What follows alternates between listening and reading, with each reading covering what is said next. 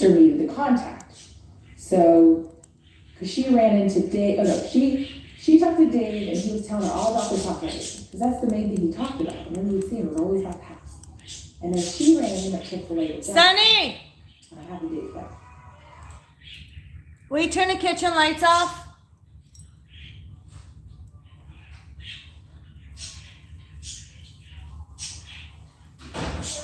Thank you, love. So, I'm live right now, so I'm just waiting. We're gonna do. Some TikTokers. Hold on, we're gonna do an update on Gabby Petito, and then we're gonna jump into this case. I know, but you were asking me something. I'm talking to them. I just told you hold on for a second. Nobody ever listens to anything I say in this house. Hey, Kurt, how are you? Some TikTok or what? Read it and find out. Kiss my ass. What happened? Some TikToker gave him a ride on August 29th. And he said he had been camping by himself for a few days without his fiance. And that his fiance was at the van working on their YouTube channel, social media stuff. And that he was going to give him $200 to give him a ride to some town or something. So I guess the FBI are going to talk to that lady. It was a woman? Yep, some TikToker. I could send you the video. Hold on, gave him a ride to what? Hold on, we're getting updates on the Gabby. 13's John Franke has been up at Grand Teton National Park for the last couple of days covering this story. Yeah, and we've been hearing from a woman who claims that she and her boyfriend encountered Brian Laundrie alone in Grand Teton National Park. So we want to go right out to Fox 13's John Franke live at the park in Wyoming this evening with what Kurt said, what's up, Hubs? To you. we're hearing from that woman. So this is the Gabby Petito update case, and then I'm going to jump into the Shanti Cooper case. That's still fresh. Well, hey guys, yeah, that woman is named Miranda Baker. She's from Wisconsin, and today she posted a series of videos, as you mentioned, on TikTok. Now, she claims that she and her boyfriend met Brian Laundrie at a rest area in the northern section of this park. Here's her explanation for sharing this information. Hi, my name is Miranda Baker, and on August 29th, my boyfriend and I picked up Brian at Grand Teton National Park at 5:30 at night at Coulter Bay. I'm hoping this can help someone identify him because I saw him from TikTok, which then made me call the authorities, and my boyfriend and I have been in contact with a bunch of different people to help piece together different parts of this case. And now she claims, again, this happened near Coulter Bay. There's a campsite up there with some showers. That's where she claims she met Brian Laundrie. It was outside those showers there on the northern section of the Grand Teton National Park. It's also one of the less crowded areas that we've encountered here over the past couple days. We saw a few families out there having a picnic, enjoying some time on the beach near the lake as well. Here's more of her account of what happened. We picked him up at Coulter Bay, like I said, at 5:30. He approached us asking us for a ride because he needed to go to Jackson, which we were going to Jackson that night. So I said, hop in. He hops in the back of my Jeep. We then, proceeded to make small talk. But before he came in the car, he offered to pay us like $200 to give him a ride, like 10 miles. So that was kind of weird. He then told us he's been camping for multiple days without his fiance. He did say he had a fiance, and that she was working on their social media page back at their van. Now, we want to be perfectly clear that neither the police, the FBI, or Gabby Petito's family are confirming anything in Miranda Baker's account. Of course, social media has many theories out there, people claiming that they saw something, but we felt we wanted to share this with you just because her account was so detailed and really shared so many details about what she believes happened. Reporting right now. Okay, so apparently he was with this TikToker for a couple of days. No. On August 29th, right? On August 29th, he walked up to her and her boyfriend and said, I'll give you $200 to give me a ride 10 miles away. And they said, okay, you don't have to pay us, but we'll give you a ride. On the way to drop him off 10 miles away, he said he had been camping without his wife for the last few days. Girlfriend. Fiance. And that she was at the van. Had nothing to do with camping with those people for a few days. They were only with him for like 20 minutes. So what I want to know is how he ended up back with the van, and I think within they took 3 him there. days he got back home. Yeah, they dropped him off at his van or close to it. So this is another murder mystery thing because of the fact that he's been camping without Gabby for the last couple of days. Does it mean that he left the van at one Or location Gabby's already dead. and carried her dead body miles away? Yeah. Which could be Left his cell phone in the van so Yep. they can't trace Trace it him. back to the Yep. location of where Oh, her my body might be dumbass. at. Yeah. Exactly.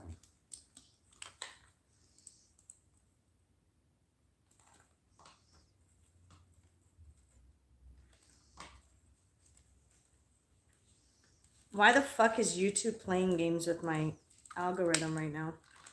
Because it's YouTube. Nathan, It's going back from 1 to 2, 1 to 2, down to 0. YouTube, stop your bullshit! If it's not people like us, you won't fucking make money, so stop it! Fucking done with YouTube's bitch ass, dude. go put him. Come here, Nathan. Your whispering is not whispering. I don't know. What's up, High Priestess? Cut it out or get your What ass to your fan? room, because I'm not playing these games. Mom, go, baby. Oh, it's in my room somewhere. I'll get it for you later. Let's go. You don't need it right now. Everyone shut the fuck up before all of you get the fuck out of my house. Because I'm not playing games today. Keep your fucking drama outside of everything else. Enough.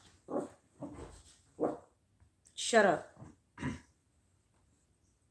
So, we're going to jump into... Oh, and then another update. Supposedly, authorities and the cops went to search Brian's house. Brian is nowhere to be found. I don't believe that. I think the cops know exactly where Brian is, only because, and they don't want to say it to the public, only because his family is the one that contacted the police department, the authorities, and told them that they're going to voluntarily allow them to search their house and give them statements and all this stuff. The media is not releasing anything yet because they don't know shit, especially when it comes to the FBI and the police department. So we're going to jump into Shanti Cooper. Shanti Cooper was married to Dave, whatever the fuck his last name is. What's his last name? Hold on, let me see. You're a great help. Donnie. Where the fuck? Hold on. Give it to me. I'm gonna give you guys his name. Petros. Huh? I don't know.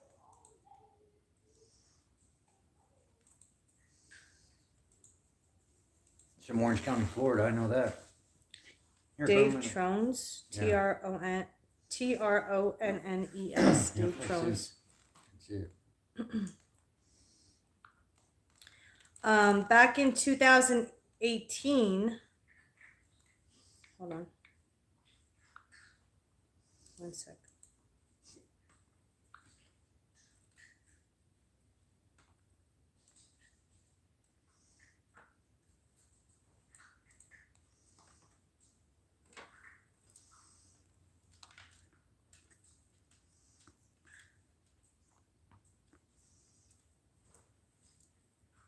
Okay, well, donate and I'll answer your question, hon.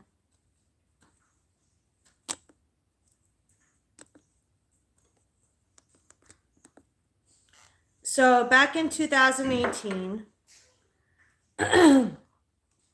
Shanti Cooper, Dave's wife, was found murdered in their bathtub.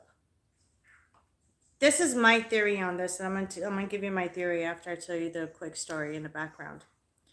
So Dave contacted the police department at 3 o'clock in the morning, saying that his wife is dead. She's unresponsive in their bathtub. Rewind real quick.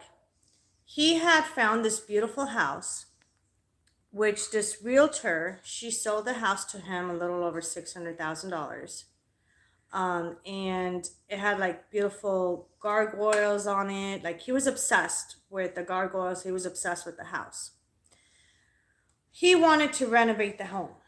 Now, normally when people renovate the home, they'll start from one room and go to the next and go to the next, you know, like that. He decided to just basically gut the whole fucking house inside, and which is not normal for people that would renovate. Dave had a contractor go in the house and check it out, so maybe he could give an estimate on it, or how long it'll take to fix it, how much it'll cost, and all the stuff. Even the contractor was speaking out and saying that this is not normal. Like, he's never seen anybody renovating a house and literally gutting out everything inside the house. A neighbor spoke out on their relationship that used to live close with them. Now I guess she moved a little over a mile away. And, you know, one of those nosy neighbors that like to stick their nose in people's business where it doesn't belong.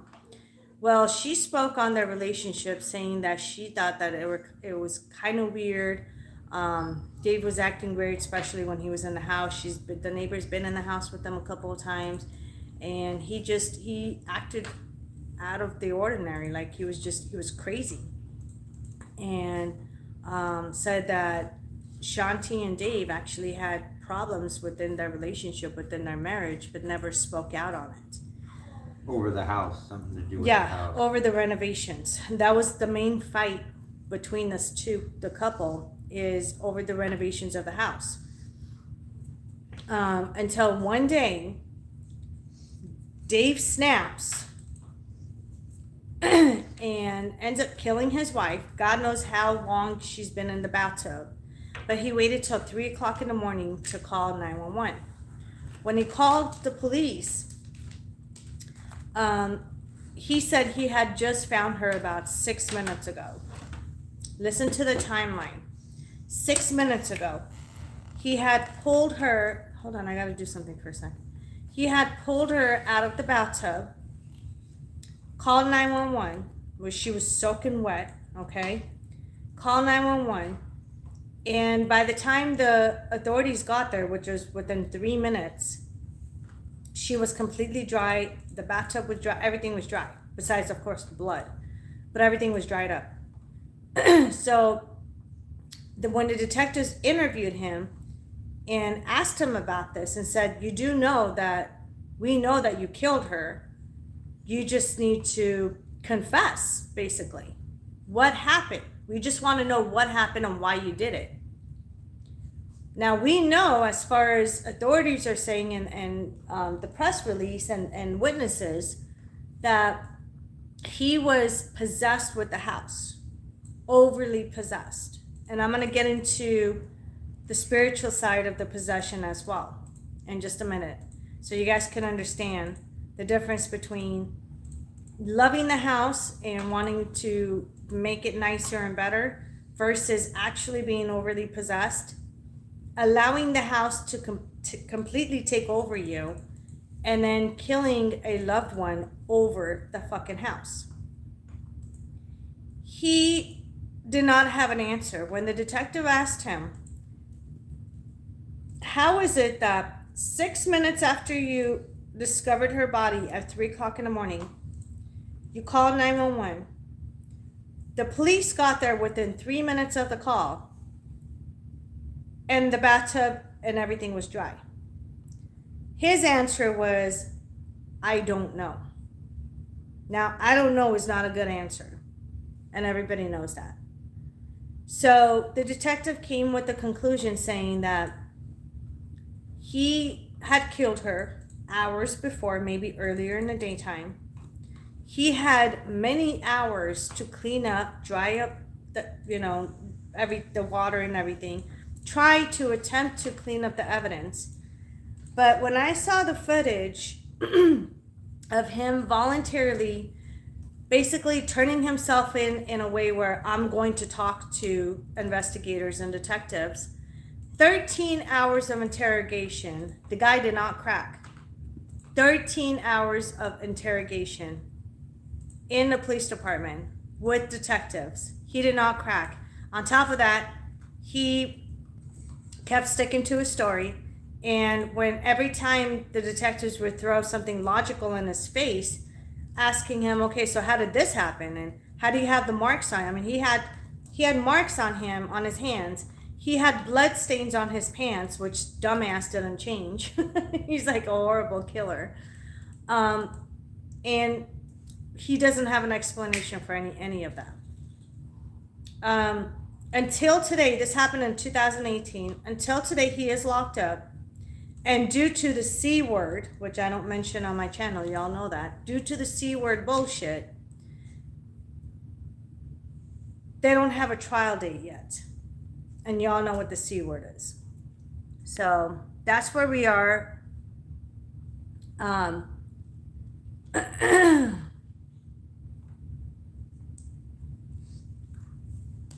So yeah, that's pretty much what's going on right now. I'll wait. Oh, are the hand signals bothering you? No, I'm about to be done. She wanted to know what the C word was, and I didn't want to say it, so I let her know what it was. The C word that I don't use, that I think it's bullshit. You have 2 different C words. She thought you were talking about Not cunt. cunt, but the other one. Okay, so is that big of a fucking deal? Yeah, that it you're is. gonna freak out? It is. Well, hurry and get my phone and I'll leave your presence. Fuck up. I'll get the fuck out of your way. Then you don't have to fucking look at me. Good.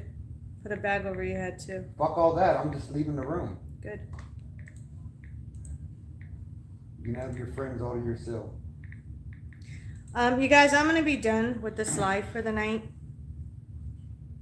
I'm gonna answer this one question. What's your question, High Priestess? And then I'm done.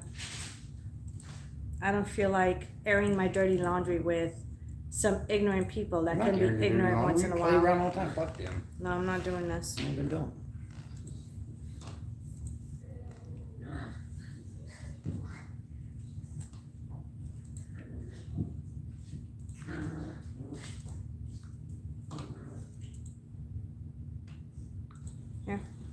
Do what you want. I was looking something up. That's what I want.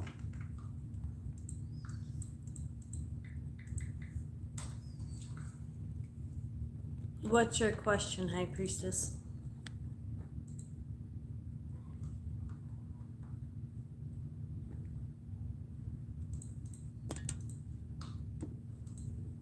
What do you mean you heard he wants to did he talk to you? Did he contact you? What happened? Because remember I told you about Chris. My answer to it was no, but what did he say? Don't fall for it, because motherfuckers will tell you what you want to hear, and not what you need to hear. There, that's the inside of the house, and the first 5 minutes show it too, but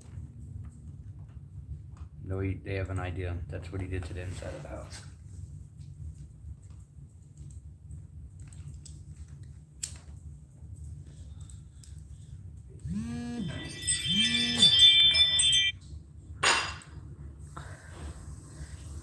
It's his manipulation tactic. Don't fucking fall for it, and I would not give him another chance. I don't see anything positive coming out of it, and I really don't see him being a changed person in such a short period of time.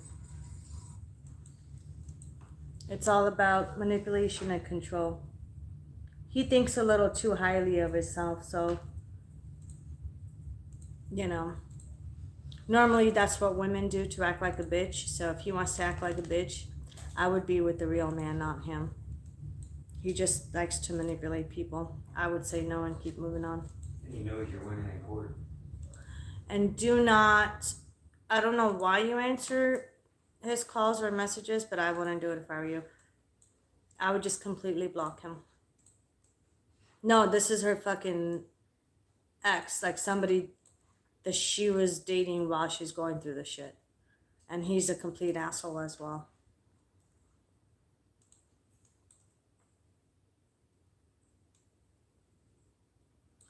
It is manipulative. I told you that. Remember I told you he was going to do that? Didn't I tell you he would give him some time and he was going to try to contact you back?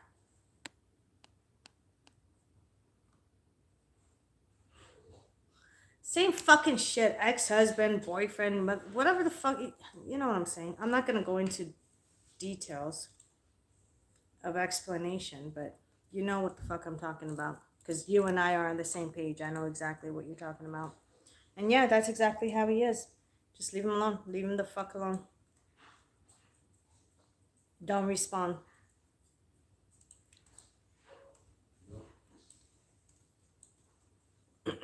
It's the manipulation tactic. Oh, she's not scared of me. Look, she's fucking responding to me. Oh, blah, blah, blah, blah. Oh, look, she's desperate. She's going to come back to me. Oh, look, I'm going to win it, every time. Just leave it alone.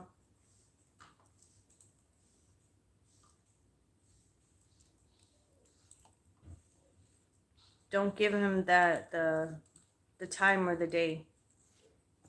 Don't waste your time on him.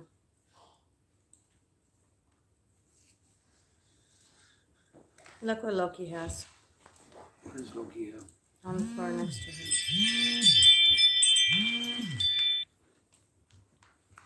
him. Go.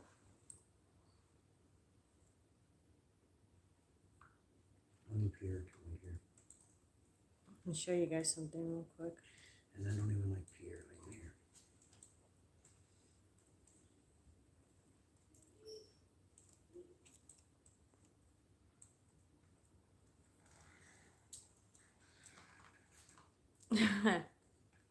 Mental malfunction. Well, you already know that. Didn't I tell you? I told you, didn't I? I told you that he was going to try to come back. I told you he was going to try to manipulate you. I told you he was going to try to communicate back and all this other bullshit. Everything I told you, he's trying to do it.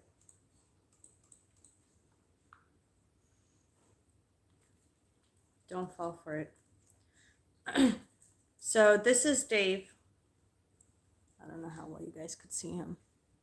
That's Shanti's husband. Normally he wears glasses. I don't know why he's not taking a picture with his glasses, trying to look cute and innocent, but in fact he's not. I'm going to show you guys this real quick too. This is regarding the Shanti Cooper case.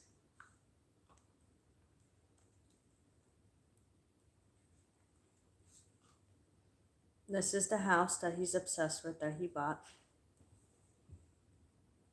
And then when I talk about the gargoyles, because he fell in love with the gargoyles. That was on his house. I don't know if you guys could see right there. I mean, they're pretty cool looking. So I'm going to tell you guys my opinion on this case.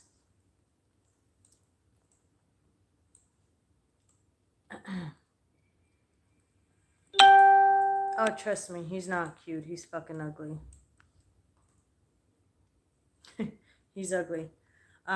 So my theory on this case, and you guys could jump in anytime and let me know what you guys think about it as well. But, hey sis. So, Loki, this dog literally adopted me. Why did you adopt me at birth, huh? At birth. Anyways, so my theory is that he, the house was already, and I know you guys are going to be like, oh, no, not everything is haunted. But hear me out. I believe that the house has already been possessed by evil spirits, okay? Normally, even if it's good spirits, it doesn't matter. When spirits live in a home, they don't like any changes. They don't like it when somebody comes in there and starts renovating and making changes. Maybe a little bit of change here and there is fine. But what this guy did, because he was so obsessed with this house, he literally gutted the whole inside. I mean, gutted the whole fucking inside. I'm going to try to find it and let you, just so you guys can get an idea of what I'm talking about. And, I mean, this is an absolute beautiful house. Look at this. Look at this house. Look at that house. Who would not want to be there? Who would not want to own that house? The realtor came out and spoke and said that she sold him the house that was worth a little over $600,000. And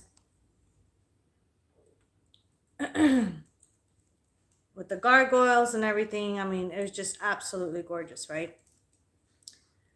My favorite part is look on the top middle where the balcony is, the bedroom, the balcony. I love that.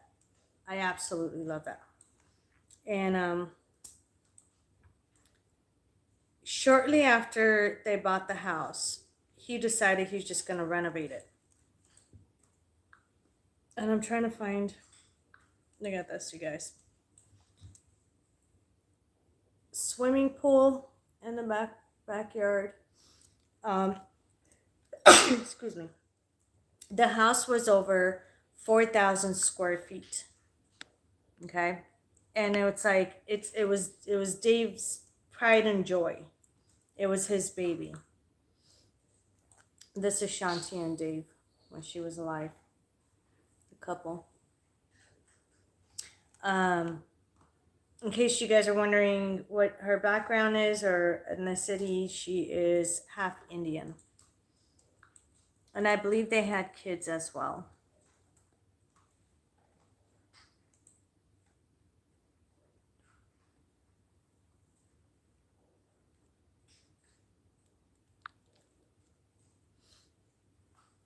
Okay, found it. Look at that. Is that normal for renovating a house? The only thing that wasn't really touched, look how bad that is. What he did to the house. What did he do? He gutted the whole house. There's no floors. How did The roof is He gone. was making the house. Right, but you're supposed to do like, let's say I'm renovating this house, right? I start off with like the back end of the house, like let's say like your bedroom, and then do the bathroom, and then but he like literally gutted the whole entire house. Like you can't even live in it, because he was obsessed with it. He was stupid. He had all these ideas of what he wanted to do, and he just became really obsessed. Like he would fix something, and then it wasn't enough, so he would like tear it down and do it like. It was an obsession thing with him.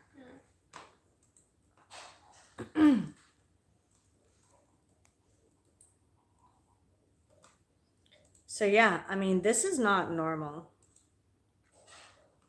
And there's the contractors with him, and I mean, look at that, you guys. A poor house. He destroyed the whole house inside. Well, quick update on it. Dave is in prison. He's in jail right now. They haven't had a trial for him yet due to the C word. Using that as an excuse that the trial is being delayed. They still haven't gotten a confession from him. He's sticking to his own word. Now, when he voluntarily went to the police department, actually the cops took him without any handcuffs because he volunteered to go and give a statement.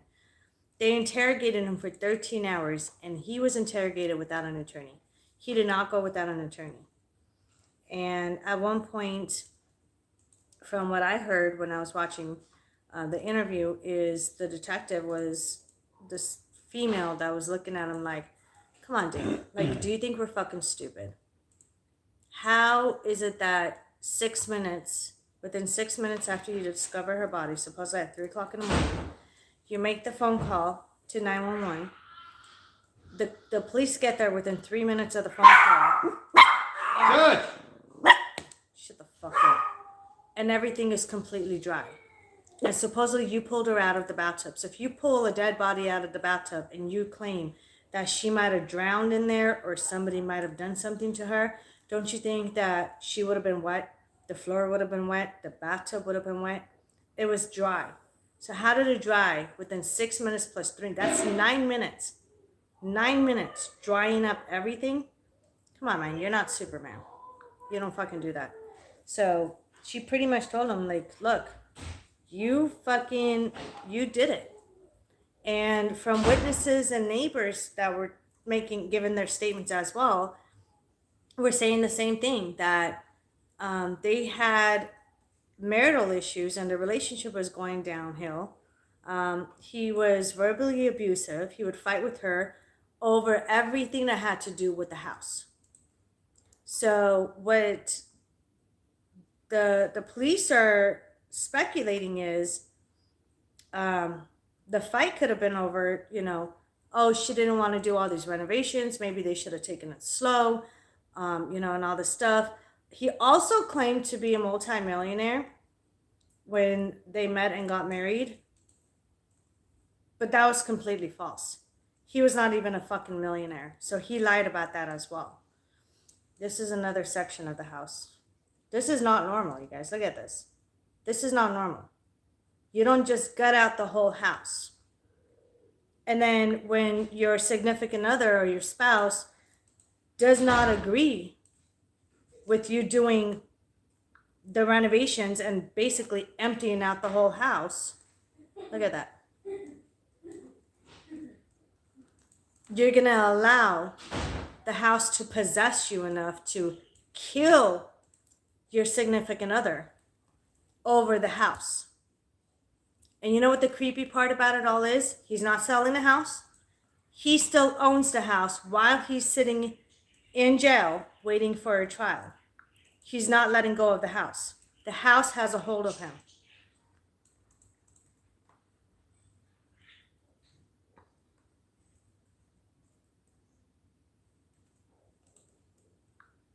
That's Shanti Cooper.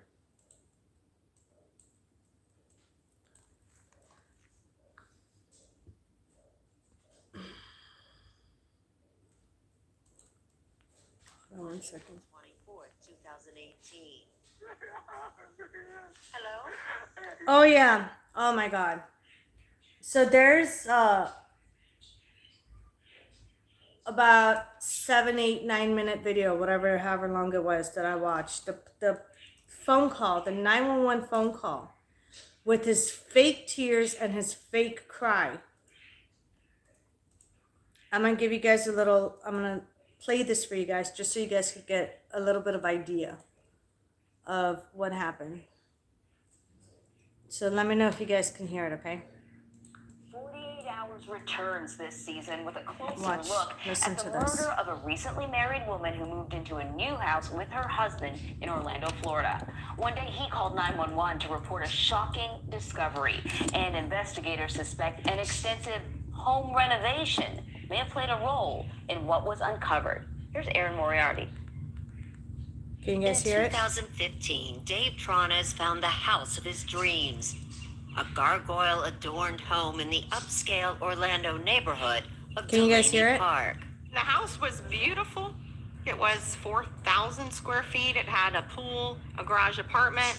Realtor Tara Stevens sold Dave the house for more than $600,000, and it wasn't long before Dave and his new wife, Shanti Cooper, began remodeling in their own way. Dave just called me on the phone and asked if I'd come by and take a look at the project. He said that they had done some work. Some work, says local contractor Keith Orey, didn't quite describe what he found. They had fully disassembled this house to a degree that I'd never seen before. It was rather astonishing. It was largely wide open, like you're inside of a giant shoebox. This house became more than just a project to David Tronas. It was his life. He obsessed on it. This house is the center point to the story and ultimately led to Shanti's demise. Former prosecutor Ryan Vecchio says the story began when Dave called 911 late in the afternoon on April 24, 2018. They're saying late in the afternoon, but the detective, I don't know who's telling the truth because I have to look into it a little bit more. But the detective in the interview was saying 3 o'clock in the morning, 3 a.m. So there's a little bit of weirdness going on with the story. Hello? And David says that he came home and found Shanti floating in the bathtub. Did that story make sense? Absolutely not. Shanti was extensively beaten. When first responders arrived, Shanti Cooper was dead. She was 39. Clearly, Dave Tronis, from the very beginning, is a suspect. Absolutely. Dave was asked to go to the station and voluntarily remain there for hours. And he just started getting confronted and confronted and confronted. I told you she was murdered. Murdered. Dave insisted he was innocent, but his attorney, Richard Zaleski, says investigators would not listen.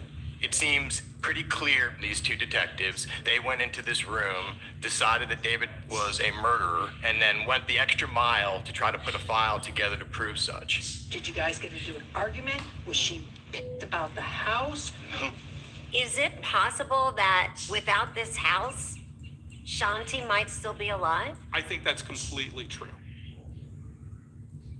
My goodness, 48 Hours correspondent Aaron Moriarty is joining me now. Aaron, anyone who has lived through any sort of renovation, Listen to extensive or this, you otherwise, guys. in their home knows that it can push you over the edge. But how on earth do we think that the home renovation will factor into the trial for the prosecution and for the defense? Well, Anne-Marie, I got to tell you that it is unusual that home renovation could lead to murder, but that is one of the theories. And so it probably will play out at trial. The trial's been delayed because of COVID. But I've got to be honest, this is a true mystery. Dave Tronis, the main suspect, is credible. As you saw, he went and talked to the police on his own without a lawyer for off and on for 13 hours. And he never cracked, he never breaks down. But the problem is this idea of a home renovation may just be one theory. When they started investigating Dave Tronis, they found out that there was a lot more in his background than anyone had known. He seemed to be living a double life. He had been dishonest about his past and his finances. So the home renovation is one possible theory. There are many others. Well, we know that Dave and his wife Shanti met online. Do we know anything about the nature of their relationship, the background of their relationship? I do see this story a bit as a cautionary tale when you meet someone because, you know, he's handsome, he's well-spoken, he comes across really well. I think Shanti really fell for him online, and then he moves to Florida. She doesn't do a lot of investigation. If she did, she'd realize that there were probably real questions about where he had his money. Soon as he moves to Orlando to be with her, he moved from Minneapolis to Orlando, he stops working, and she's paying for all the bills for this renovation. And here's something else. Her name's not even on the deed. So I think that a lot about his background came out in the investigation too late for Shanti, because Shanti died on April 24th. But that is a whole lot of red flags. What about the house? The images that we saw there, the house is basically completely gutted. Did the renovation ever get completed? This is so interesting, Anne-Marie. You know, he loved that house, and I could see why he liked it. It's a great neighborhood, Delaney Park. It's a huge home, 4,000 square feet. There are those gargoyles all through it. But he seemed to love it too much, and so he's sitting in jail, and he still owns the house. And the big question is whether he can't get rid of it, because as you can see, it's in terrible shape, or he just can't let go of it. At one point, that house was only being held together by a few inches of stucco. They had done so much renovation and affected the structure. So it's not quite clear, but he still owns that house. He's sitting in jail. His life is over, and he still owns his beloved house. Once again, another fascinating story, Aaron. Really looking forward to it. Thank you so much.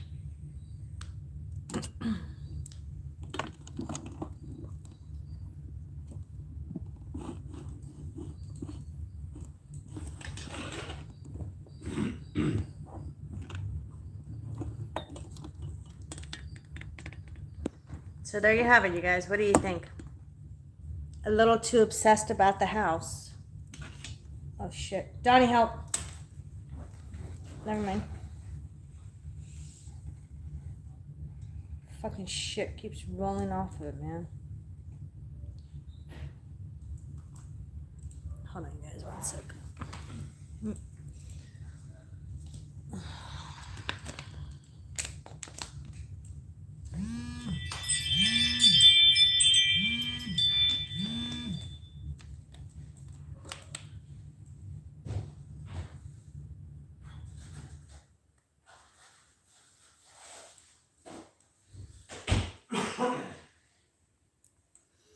I think that I believe he killed her as well.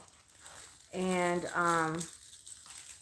his crying is really fake. It was too annoying. I mean, listening to the whole 911 call was giving me a fucking headache, but I wanted to hear it all and find out what's going on. The house did completely, basically possessed him.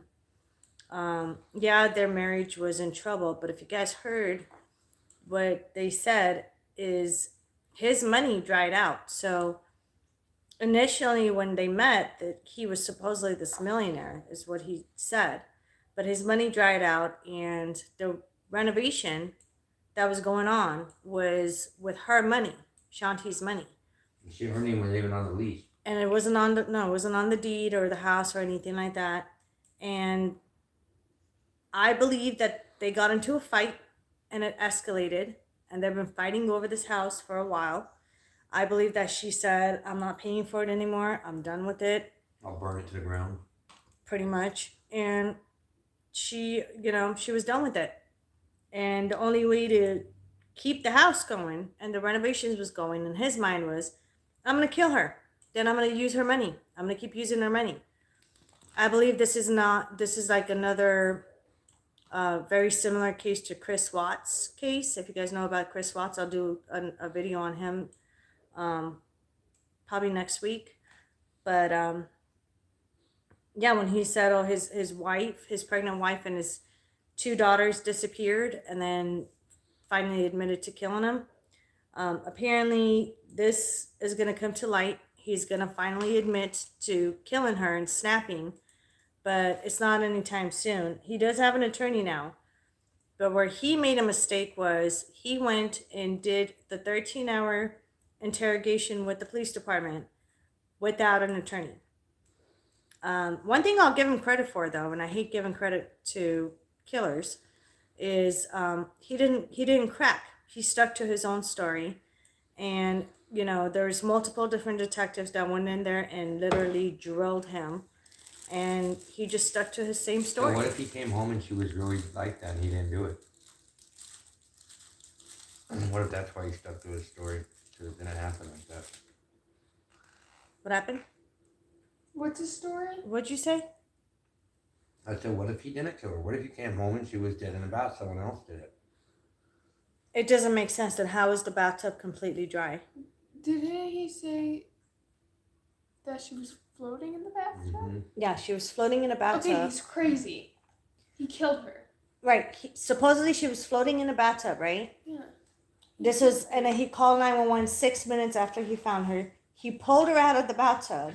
Within 3 minutes, the cops arrived. So that's a total of 9 minutes of the discovery of the body of him pulling it out. And it was completely dry. He killed her. He killed her. Not maybe. He killed her, and he didn't just discover with her within 6 minutes. Why do I have 8 viewers and 3 likes? This is why my algorithm's getting fucked up. I need more likes, you guys, please. So yeah, this is what I'm thinking. He killed her a couple hours before that, earlier in the daytime or maybe in the morning. Didn't have the balls to call. He had to come up with some kind of a story to cover his ass, but his story fucking sucked. You can't. Yeah, but supposedly he incriminated himself. She was beaten in the face severely. How come his hands didn't have no bruises or nothing? No, he has marks on his hands. The cops took pictures of it. He has marks on his hands. Yeah, but they weren't that big of marks. I don't know. He could be telling the truth. No, he's not. He, There's a murder that happened. he's telling the in truth. He Boston. saw her floating dead. Mm-hmm. Well, this is what the detective said. During their interrogation, at one point, she said, "We're not even talking about the what do you call it, report? Autopsy report of the strangulation and her beaten badly." Right. What if So not only was she beaten badly, but she was strangulated. I'm sure he did do it, but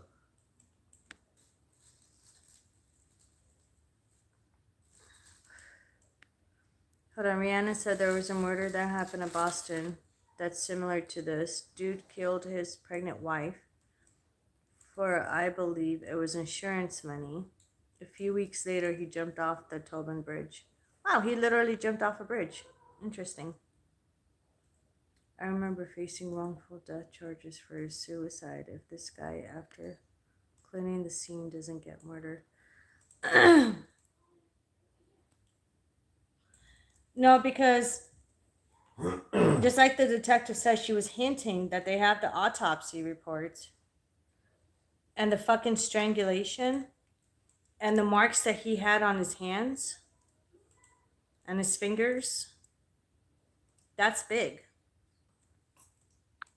But how can you kill somebody and then be so calm and collective? Like, I believe this guy got overly possessed with this house, and this house has a hold on him because he still hasn't sold the house. He still owns the house. what if the Even though demons were his like, "You life guys is told her over." she's gonna get rid of the house. She's gonna sell the house or some shit. And demons made him do it. Never seen it. It can very, yeah. I mean, spirits and demons could definitely possess your mind to saying or making you think, oh, this woman is fighting with you and threatening not to pay for the renovation of the house or to fix the house. She's going to take this house away from you. Whether she's on the deed or not, she's going to take this house away from you. You might as well get rid of her and continue to use her money to renovate the house to, you know, to their liking, to their approval.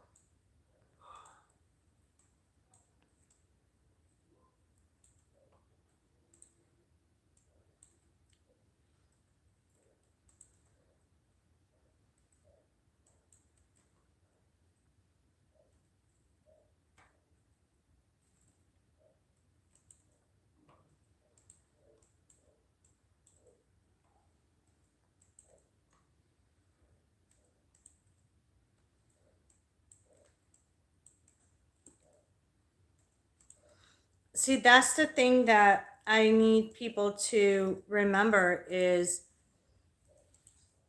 maybe the house wasn't even possessed. Maybe he was possessed.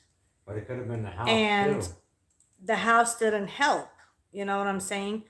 He could have been possessed. The attachments he might have had or still have, unfortunately, because he's not getting rid of the house, are still obsessed about the house and they're not letting go. So who knows, you know, of the new owner of the house, he's going to end up facing the same murder charges because they possess him. And he goes to a very similar situation with it. There's been houses like that where it's occurred so many times that they just quit selling the house or bulldoze it down. I think that house needs to be demolished completely. That's what I think. There's something about that house when I was watching the footage and the videos and the pictures. There's something really creepy about the house. There's something going on. You know, not everything is attached to spirituality, and I tell you guys all the time too, but there are things that have to do with spirituality, and I've never seen somebody so obsessed and possessed over a house to where they're going to kill their significant other in order to keep the renovations going. Because she's the one that was paying for the renovations. He ran out of money. She was paying for the renovations. And there's witnesses and even neighbors that came out and spoke out and gave statements saying that they'd been in that house where the couple was there and their relationship was so fucked up that all they hear is them arguing and fighting over this house and the renovations. So that there has to be something going on when it comes to spiritual shit. If he wanted a house so much, why couldn't he work and pay for the repairs? That's a good question. That's something that the detectives need to ask him and find out exactly what happened, especially with her paying for the fucking house, number one. And number two, you know, there comes a time where you're just like, enough is enough. Like, your name is not on the house, it's not on the deed. You keep asking about this house, but yet it doesn't feel like it's your house, even though you're paying for everything. But it still doesn't feel like it's your house because the fucking guy is taking complete control over it. Yeah. I think she pissed him off by saying, you know what, fuck this house and fuck you. I'm gonna sell it and we're gonna get half the money, or I'm gonna take you to court and get my name put on it, something like that. That infuriated him. Or I'm gonna take you to court and get all my money back from this house because that I paid for renovations because my name's not even on the house. That infuriated him, and he ends up killing her. The demons told him to kill her. Don't matter how long it seems you're with someone, you just never know what another human being is thinking. The Watts house is creepy as well. I think Shannon and the kids are still there.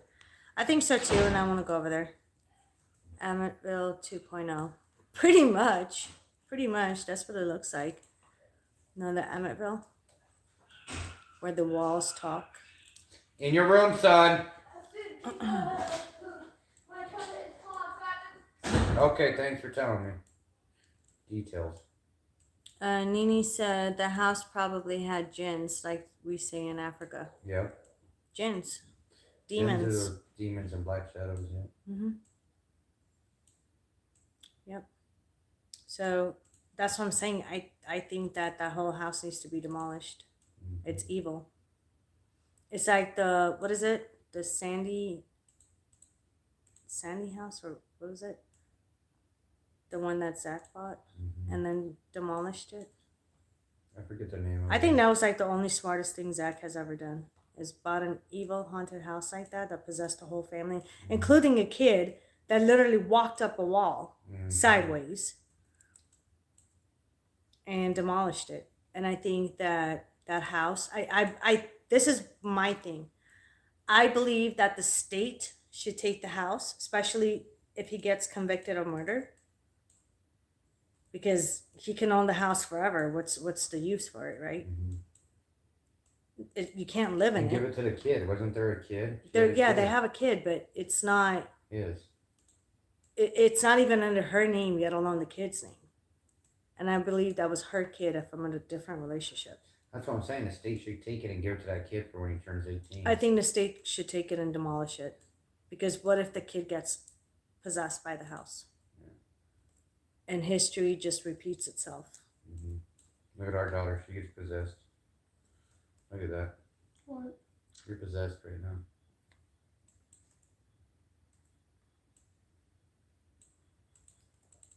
Yes, the demon house. Thank you for reminding me the name of it. The idiot kept the dirt and the front steps to the house.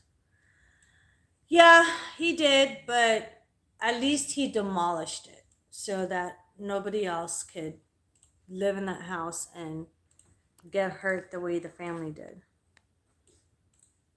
I would not think Jen would kill. But I do think demons killed either. Demons do kill people. They can, and they have done before. Not all demons are that evil or that bad. Oh my god, you guys, my eyes are drying out. But I've seen demons possess others, and then that person takes their last breath. So.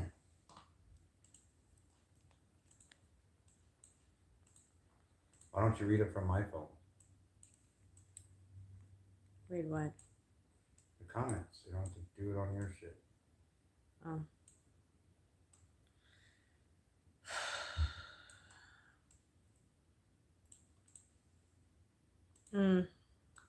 I want to hear this. I want you guys to hear this. I was gonna say, there's a lot of stuff you can show them. You can even show them the interrogation. First up, breaking development. This was just, hold on.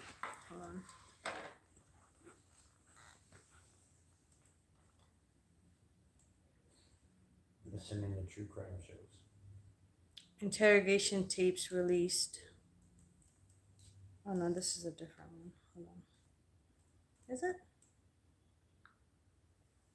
Yeah, that's the same one. You're a psychopath. I'm a professional. I'm coming in there. Hold on, you guys, 1 second.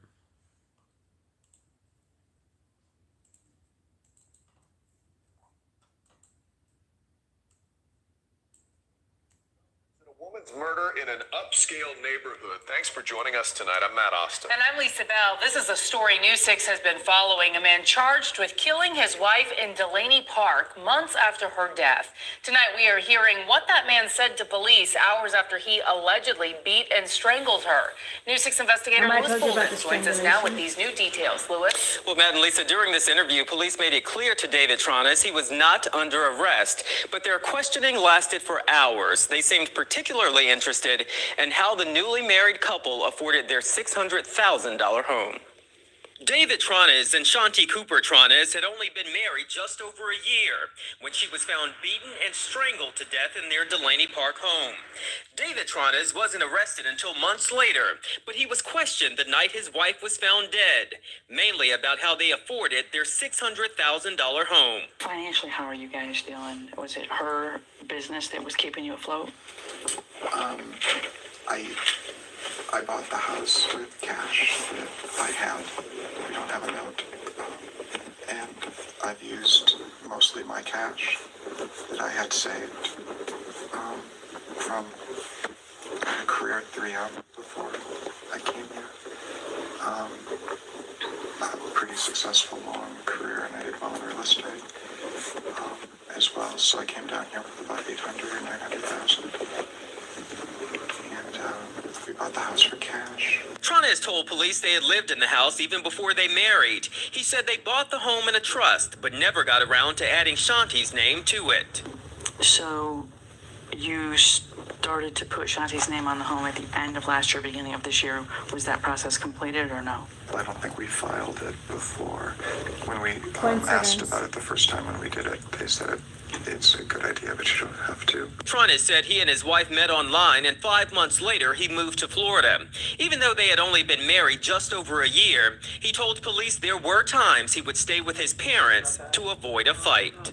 When you guys would argue, when you would go to your mom's, it was just because she was busy all the time, or what would the beef be? Work had a lot of stress involved.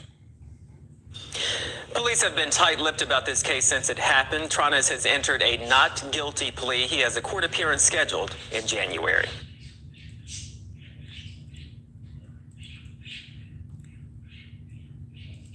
So they were in the process of putting her name on the house, but they never filed it, meaning he never filed it. He killed her right before that because he only wanted his name on the house, not hers.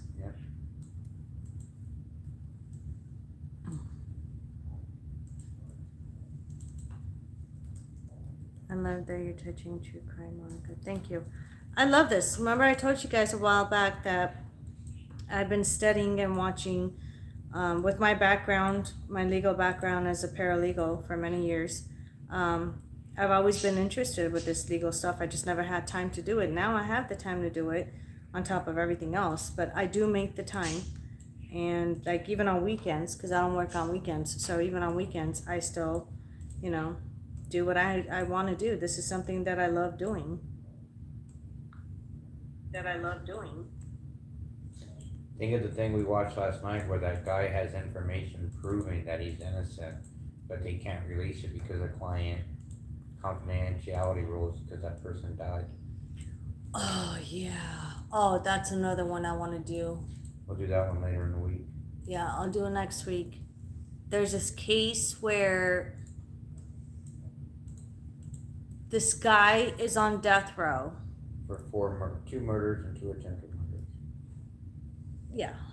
2 murders, 2 attempted murders. This attorney of another killer, convicted murderer who killed herself in prison, wrote a letter that would have dropped this guy's case completely, and dropped him from being on death row.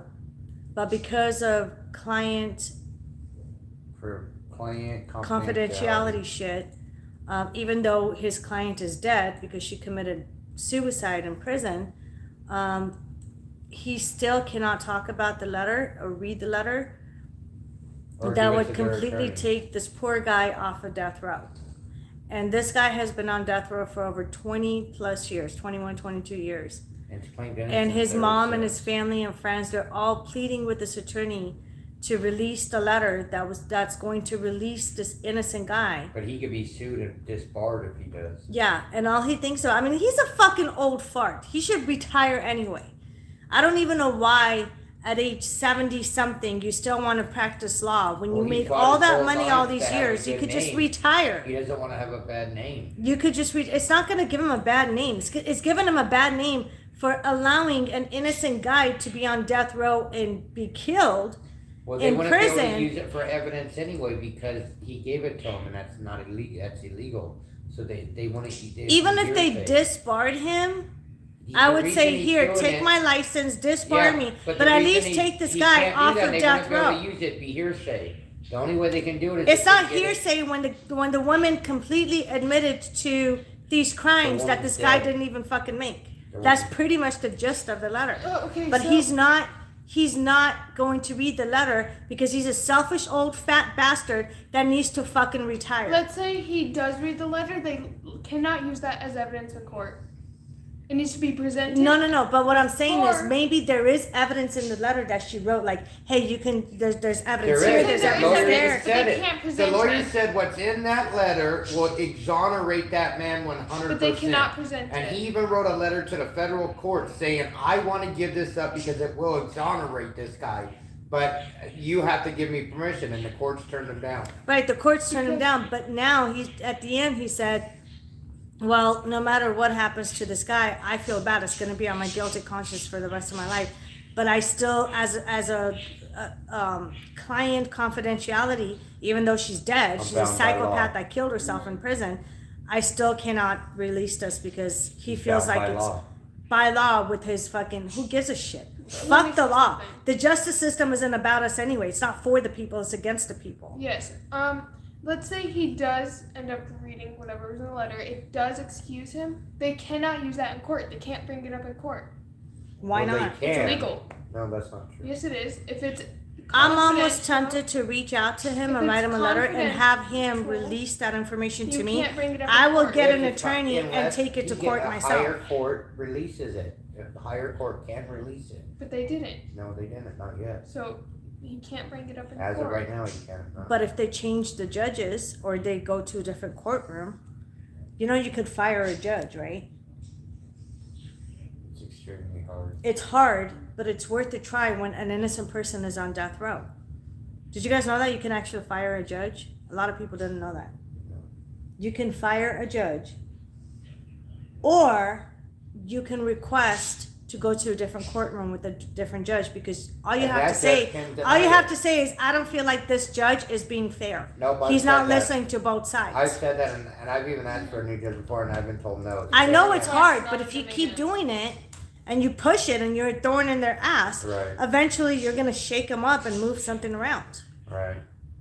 That's the way to go about when it comes to the justice system and the court system, is you need to be a pain in their ass. You need to be a thorn in their ass, and you need to let them know no matter what threats they make against you, it's just empty threats to scare you away. You need to stick to it, and you need to stick to it like worse than a fucking super glue. Yeah. And you'll make shit happen.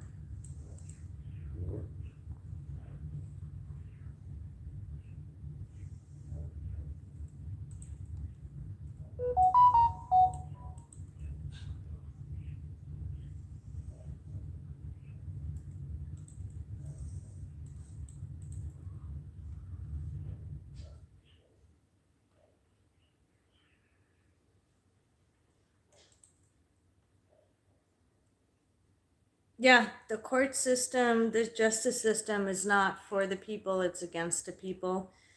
It's basically for those who are rich and have money, and then they can put the judges in their pocket. That's pretty much how the justice system works. If you are poor or you live in a low class family, even sometimes a middle class, and you don't have the funds available to help you out in court and you want to represent yourself, you're fucked. You're fucked. And this has been like this, not just recently, it's been like this pretty much all our lives. Forever. And it fucking sucks because, you know, the more that I look into these cases, the more I try to investigate myself and like literally look into cases like this, the more I realize that there's so many innocent people that are in prison, locked up for life. There's a lot of innocent people that are still on death row. With this situation, with this, not this case that I'm talking about right now, but the one that I'm going to talk about next week, in the beginning, the justice system, the courts and the attorneys, and the police reports, when they released it, it made this guy look like a fucking monster. It made him look like a monster because, you know, it's fucked up. It's not just the wrongdoings of a person that they're going after or they want the public to see, but it's the way a person looks. You cannot determine if a person is bad or not just by the way they fucking look. I mean, look at me. I'm really fucking pretty, right? Let's just say. But I could be a fucking serial killer behind closed doors and I just portray myself as I'm this cute little innocent woman. You don't judge a book by its cover. You don't judge a book by its cover. Look at my fucking dogs. I have little fucking chihuahuas. How do you know that one of my dogs, when somebody visited my house and slept over, didn't fucking rip their necks off in the middle of the night? And these are just hypothetical shit. You know what I'm saying? So when the justice system comes down to saying, when they run out of all the fucking excuses of why this innocent person is guilty, they're going to go for the looks. Oh, look, he wears glasses. He looks like Jeffrey Dahmer. He looks like this and he looks like that. And look at his haircut and look at his hair color. Look at his eye color. Look at the color, the house that he lives in. Look at what he fucking drives. This and that. Look at his skin color. His skin color. Everything. Oh, he's black. He's white. He's Hispanic. He's Asian. He's Indian. He's this. He's that. They go off of so many shit. Like it's disgusting. It's disgusting. It's like, you know, and the jurors in this case, I wanted to strangle every single one of them. All 12 fucking jurors were nothing but 12? fucking libtards. There was 12 jurors? 12 jurors. Yes. So They try to Isn't include it it. nine? No, it's 12 jurors. They try to include, listen to this. This is what pissed me off. They try to include a 13th one, which is against the law and they can't do that. And once they do that, they have to throw the whole case out and restart trial all over again. And the judge denied that and did not restart the trial. Okay. In fact, he went by what the 13th witness or jury fucking said. Then I'm thinking of something else, right? Because 9 is supposed to be 9. No, it's 12 juries. Because 12 is even, and if they come to a verdict, 6 then and it can be 6. split. Right. that's when a 13th juror comes in. Exactly, but isn't it supposed to be 9? No. Because that's 12. That's the 13th. 13th only comes in. You guys if are there's- both wrong. There's 12. But Right. if it's 6 and 6, that Then means it's it's a even if they mistrial come- and they have to redo it again. You can never have a 13 juror come back. It's come supposed to in. be an uneven number. So You they can don't- never have a 13 juror. From If when I it's learned if in it's school- 12 and 12, I mean 6 and 6 within the 12 juries that agree, 6 agree and 6 disagree, it's considered a mistrial. Oh, when I was in school, I They're a learned hung that jury. it was 9 jurors. It's a hung jury. It's a mistrial. When I was You in have to do school, it I again. learned it was 9 jurors because... Well, they taught you wrong. Okay, Dad. Because there was... They did. There's never. I've been in a lot of Okay. jury trials, and it's never been 9. Okay. Okay, let her I finish get what that. she's saying. Because it has to be an uneven number. Because if they all agree, if it's tied, then they won't come to a verdict, and it has to be an uneven number so they can come to a verdict. Right. Let's say out of the 12, 7 say guilty, 5 say not guilty, then it's a 7 guilty. win. Right, but if it's 6 and 6, If then it's there's 6 no and verdict. 6, there's no It's a hung verdict. jury. It's a hung jury, so they have to do the trial all over Why not again. just Or have an dismiss why not just charges. Or have even 13? dismiss it. There are Then times why where they not just dismiss have it. 13? Because that's not even. That has to be even. Exactly, uneven, so they can come to a verdict. If there's a 13th one, they have to do the trial all over again. It's not accepted. It's so dumb. And how I know all this, you guys may ask. Again, I was a paralegal. I used to go to trials and court cases with my attorney, including preparing and doing my own investigation on cases. I used to bring home, back then I used to work on weekends on my own time. I never got paid on the weekends, but I used to bring home files and files, cases upon cases, and just work throughout the whole weekend, just reading the cases, highlighting them, typing them. I mean, I loved it. I love my job. I'm thinking of doing that again, but I don't know yet. I love, the murder mystery ones. I love criminal cases because I work for a criminal justice attorney. And one thing that opened my eyes to the universe when it came to working for a criminal justice attorney and working on cases like that is not everybody is guilty. And those who are guilty are normally the ones that are not charged with the crimes. They're the ones in the shadows, in the background, that are just setting these innocent people up. And there's a lot of innocent people that are locked up right now. There's a lot of innocent people on death row. There's a lot of innocent people that have been killed in prison on death row. And then years later, the real fucking killer comes out talking. But too late, they can't charge him with murder anymore because they already charged somebody else that was innocent with murder with that case. So they can't do the same case twice with two different people. Yeah, they can. They can't do the same. Not case twice not with if the same person has already got convicted and Yeah, they can. Sure, they killed. Can. They can't convict. You can't be. You double can't be jeopardy. convicted. You Right. can't have double jeopardy. It is that's the double same jeopardy. person. No, it isn't. It's a different person. Double jeopardy is only when they try to charge you for the same crime you've already been found not guilty of. Charged with. Right? No, you've been found not guilty, so they can't charge you again on it. That's what I'm saying. The same crime that you've been charged with, they can't charge you with the same thing. But if Right, somebody they can else charge comes someone in, else with it. right, but let's say that the court system is not going to make themselves look like an ass, even though they know that, let's say they They more than killed an likely innocent keep it a person secret. in death row, right? Yeah, they probably. And then keep it somebody under else wraps. comes in and says, haha, you guys fucking stupid. I'm the one that actually committed this murder or these They crimes. would try to keep it swept under the rug. They're going to sweep it under they're not going to try that person. They're going to be like, oh, shut the fuck up. You just, what is it, like a copycat or something? Or you just want attention. That's what a lot of times they say. You just want attention. You want your face to be all over TV or something. So they're not going to do it. They're not going to waste their time on it.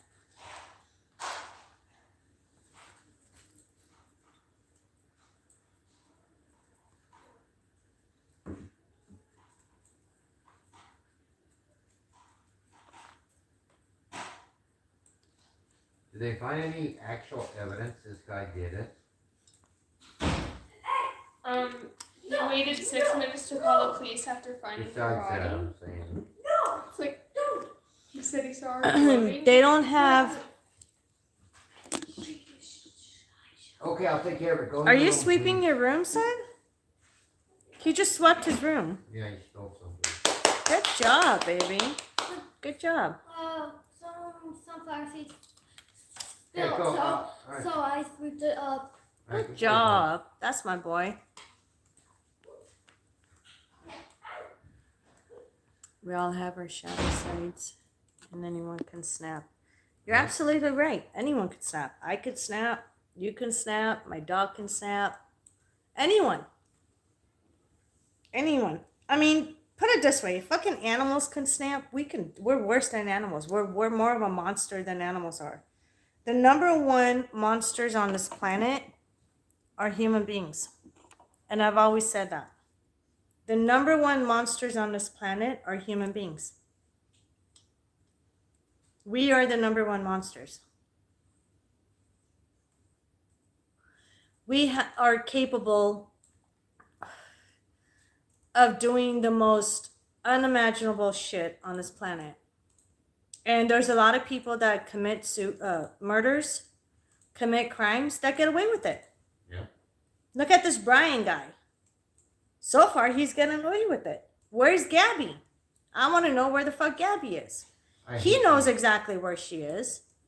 He disappeared, most likely trying to pick her body up from this location to another location because authorities are most likely closing in on the location where her body might be found. And his parents fucking know about it. What? The dog farted. Stinky ass dog.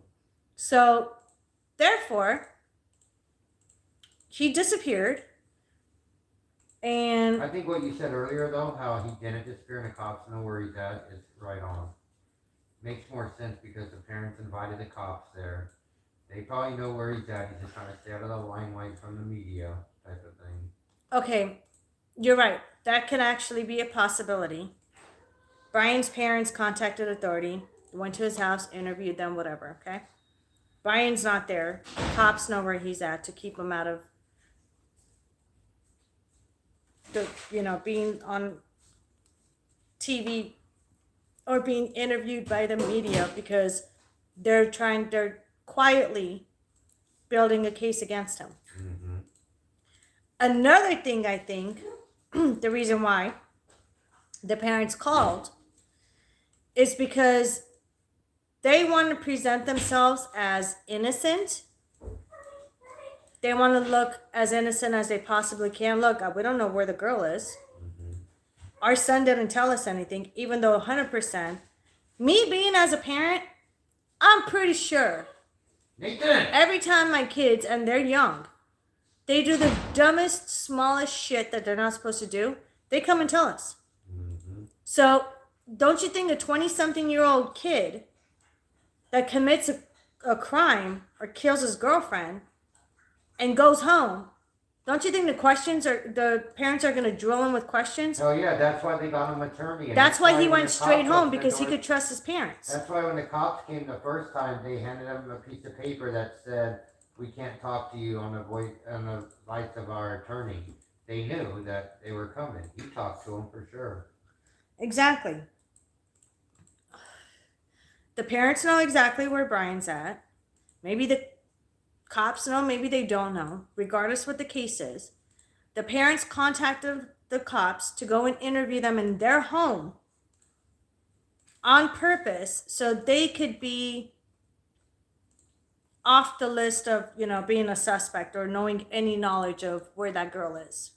So they can continue to hide the evidence and the tracks of their son, of him committing a crime. And I guess any parent would really do that. You can't really blame them for that. I can.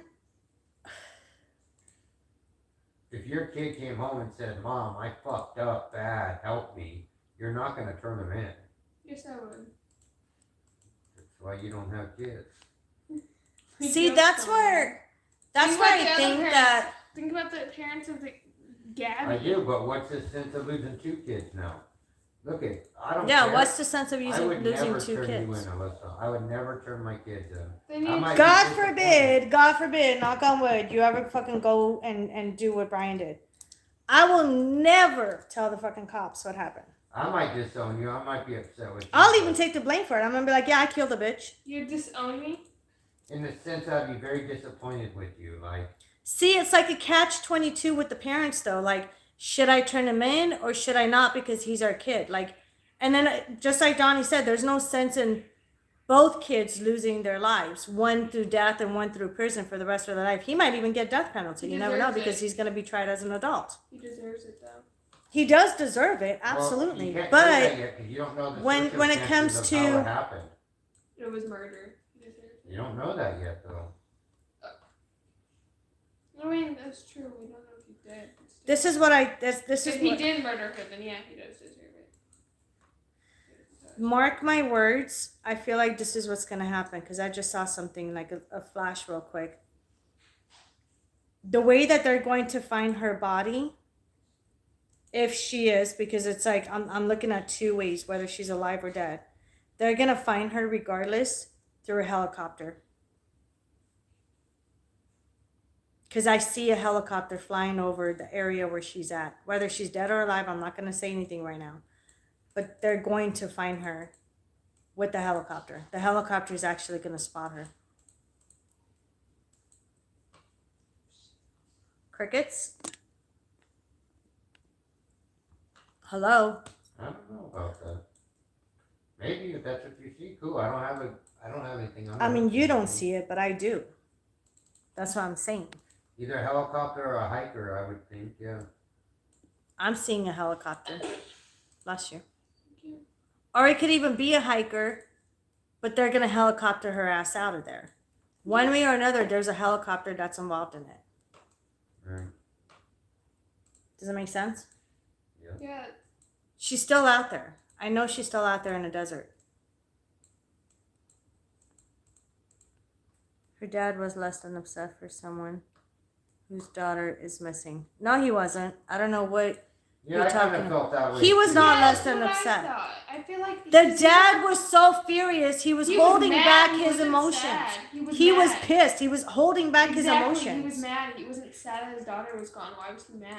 Well, maybe he's trying to... No, that's how, because people express their feelings in different ways. Like for me, Right, but- hold on, for me, if something happens, I'm not the type of person to fucking sit here and cry in front of the public. I'm the type of person to cry behind closed doors, but I'm so pissed off that I'm gonna lash out. I'm gonna show my bitch side to the public. I'm gonna show my angry side to the public. Like, hey, we're gonna get this shit done. You guys are fucked up. You're this, you're like, you know what I'm saying? Like, I'm gonna show my bitch side. I will never show the side where, oh, I'm breaking down behind closed doors. And I believe that the dad has already fucking cried enough tears behind closed doors that he doesn't have any more tears to cry anymore. You know what I'm saying? That sadness turned into anger. Now that he has grieved over his missing daughter, he's pissed off and he wants fucking answers. Yeah, So you can't fucking say, oh, the dad has no feelings. No, fuck that. The dad does have feelings. Obviously, anyone who's a fucking parent would understand that. At one point, the sadness turns into anger that wants fucking answers. Yeah. And he might be, in his mind, hoping she's not dead, so he didn't really break down much yet. Right. He could also be in denial. Hey, I think my daughter's still alive somewhere and he's hiding her. Something, you know, so many scenarios could be playing out in his head that you can't just, again, judge a book by its cover. Just like the other case that I'm talking about that I'm going to fucking post next week and talk about it, where they turn around and say, oh, this guy looks like a fucking serial killer. Yeah. So what makes him look like a serial killer? Because of the glasses? Because of his haircut? Because of his hair color? Because of him being white and not Hispanic? Because he has brown eyes and not blue or gray eyes like the fucking victims have said that he has? You know what I'm saying? Like, what at one point does it make you look like a suspect? Because of the way you look or because of your actions and exactly what you fucking did? Right. Two different things. Yep. Monica, I recently learned that the mafia out there in Vegas back in the day used to dispose and hide bodies out in Nevada desert. Oh, there's so many bodies out here in the desert. Everybody knows that. Everybody knows that. There's still so many, like thousands of bodies that haven't even found yet. And people still That's been use it. decomposed, eaten by coyotes They're or finding wolves. bodies almost every other day out here. Yeah. People don't. They're still fucking finding bodies. People get dumped out here all the time. But, you know, whether they find them or not, I mean, it's still there. It's a big desert out there. Nevada is a big, yeah, it's a big desert. It's just an impression I got. I didn't say he has no feelings. I'm just saying it's the impression. Right, but again, that's what I'm going at. Like, you can't judge a book by its cover. You know what I'm saying? Like, you don't know the mental state of a parent. And I'm not saying anything bad to anybody that's not a parent. But you will never understand the love and the feeling that you have for a child. It's not the same love that you have for your husband and your boyfriend or whoever the fuck you're with, okay? It's a complete different love. Like, I love my husband to death. We've been together for many years, okay? And I would fucking die for him. I would kill for him. I would do everything for him. And everybody fucking knows that. But when it comes to my kids, and my husband knows that too, my kids always come first, no matter fucking what.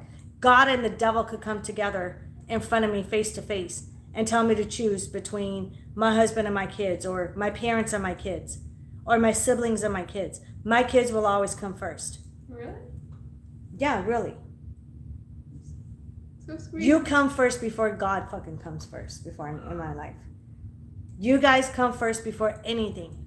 So the love for a child with a parent is undescribable. I can't sit here and say how much I love my kids. I could show you in action. I would fucking slit your throat in 2 seconds if I have to, just to show how much I love my kids. I'm not going to do it, but that's what, if that's an option. But, if I'm forced to do it and choose between my kids and my life, I would kill myself before I allow anything to happen to my kids. So, there's a lot of mixed feelings, especially when it comes to murder cases like this. Brian's family, I guarantee, are hurting as well. They're stuck in a catch-22 shit. You know what I'm saying? Like, should we turn him in? Should we not? But yet again, he's our son. Yes, we know that he committed this crime. Let's say if he did, then what should we do? And for now, they're hiding their child. They're protecting him. Can I blame them for that? No, I can't. Because that's their baby. No matter what, that's their son. That's their child. Would I do the same thing with my kids? Abso-fucking-lutely. I would never crack under pressure. If anything, I would take the full fucking responsibility and the blame. Fucking take me to prison for the rest of my life. Put me on fucking death row. Put me in a gas chamber. I don't give a fuck. As long as I know that my kids are going to be normal, healthy, and safe, and continue to live their life the way they're supposed to, do whatever the fuck you want with me. I don't give a shit. It doesn't fucking matter. Torture me, shred me into pieces, throw me in a shark's tank. I'll take it. I'll take it in exchange for my kids' lives. And I feel like that's what Brian's parents are feeling right now. They're being torn apart between doing the right thing, as far as turning him in through the justice system, the right thing, or doing the right thing as a parent, and protecting their son. And the same thing goes with Gabby. I feel bad for her parents as well, trust me. Having a missing child and not knowing what's going on and not having any fucking answers, that's hard. That's really fucking hard for a parent. You never know if they're going to find your child alive or dead, or you never know if you're going to find your child ever. What if she did get killed in the mountains? There's mountain lions, there's fucking bears, there's fucking coyotes. I know this shit because my husband and I came face to face with coyotes multiple times. Hiking at Red Rock. The Red Rock Canyon? Holy shit, try being there in the middle of the night. All you hear is the howling of the wolves and the coyotes and everything else. And every fucking footstep that you hear around you, you point your gun to it because you don't know if you're going to fucking come across a wild animal or not. So imagine a 22-year-old child, and I'm saying child because she's still a kid. So is Brian. They're both fucking kids that are exploring their life. Imagine being a 22-year-old child, especially a female, with no experience in how to protect yourselves. See, like with me, I have plenty of experience. I could go throw me into the wolves, I'll come out and lead the pack. Because I have experience. I know how to do it. I can live out in the wild if I want to. But this girl, she has no experience. Most likely she's been spoiled with money.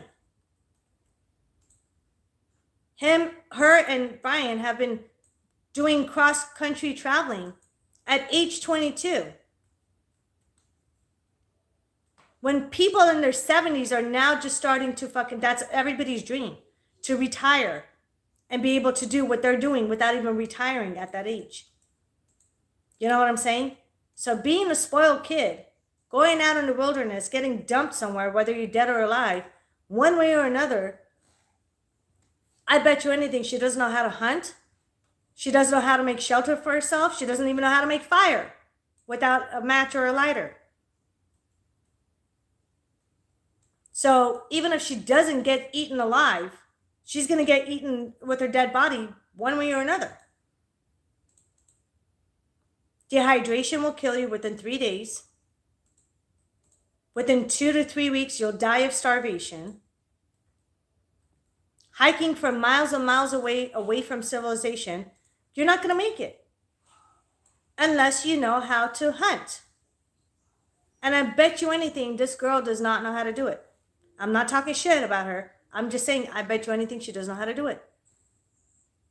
That's why when I say I see the helicopter finding her, I see a fucking helicopter finding her.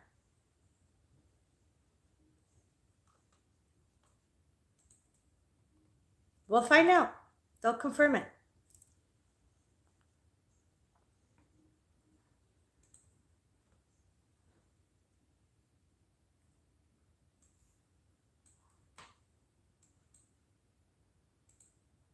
Well, see, that's the thing, though. You do anything for your nieces besides selling your soul.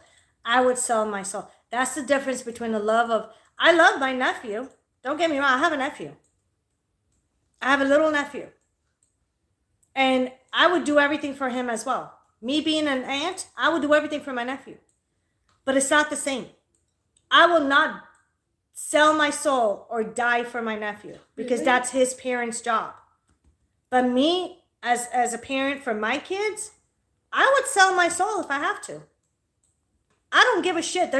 When you're a parent, there is no holding back there's no limit to what you would do for your child. There is no limit.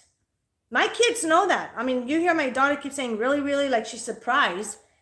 Really, Mom, you'll do that? No, you damn well know. You know. Hold Yes. on. All bullshit aside. Do you or do you not know that Mom will do anything for you? No, guys? absolutely. I know you would do that. I just didn't know you held us higher than...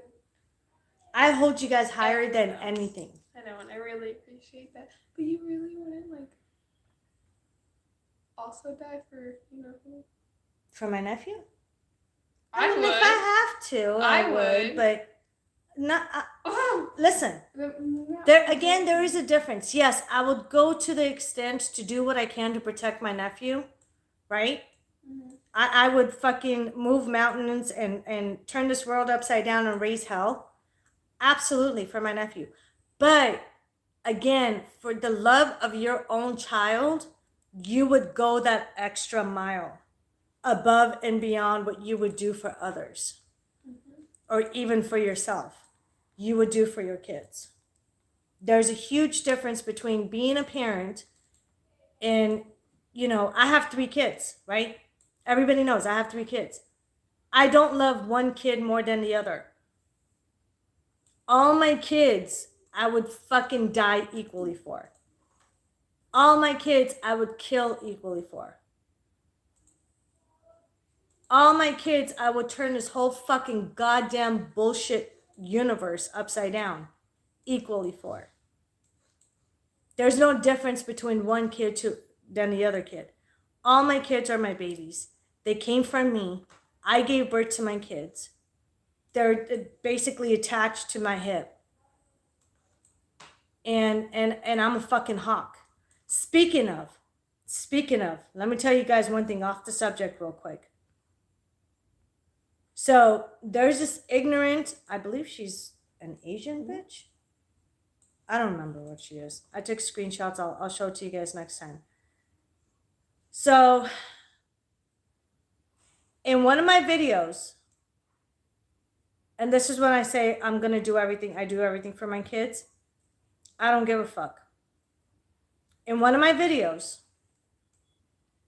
some fucking ignorant cocksucking bitch commented saying something about, why don't you ask your son since he's smart? Trying to be sarcastic. But where she fucked up on is, she put my son in her comment. She mentioned one of my babies in her smart ass ignorant comment. So I publicly wrote back, commented publicly. I haven't blocked her. Bitch, if you're watching this, you know who the fuck you are. I haven't blocked her, and I'm not hiding this anymore. And I publicly commented saying that's the biggest fucking mistake you can ever make in your fucking life by mentioning my child. If I were you, I'd be really careful with the next fucking steps I make in my life. That means her. Now, she could take it as a threat or a promise, but I don't make any threats. I keep promises.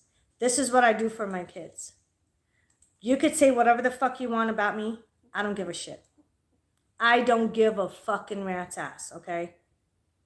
I never waste my time shedding tears over the stupid comments because I know how stupid people could become. But the minute, oh, look at the crybabies leaving. Bye, lip-tart bitches. But the minute you fucking mention any of my kids in anything, especially with your fucking ignorance, just like Kurt and everybody else mentions it, it's a fucking big desert out there. Just remember that. And this world is a very small world. You cannot hide. You will be found. So for all these other people, I would watch it.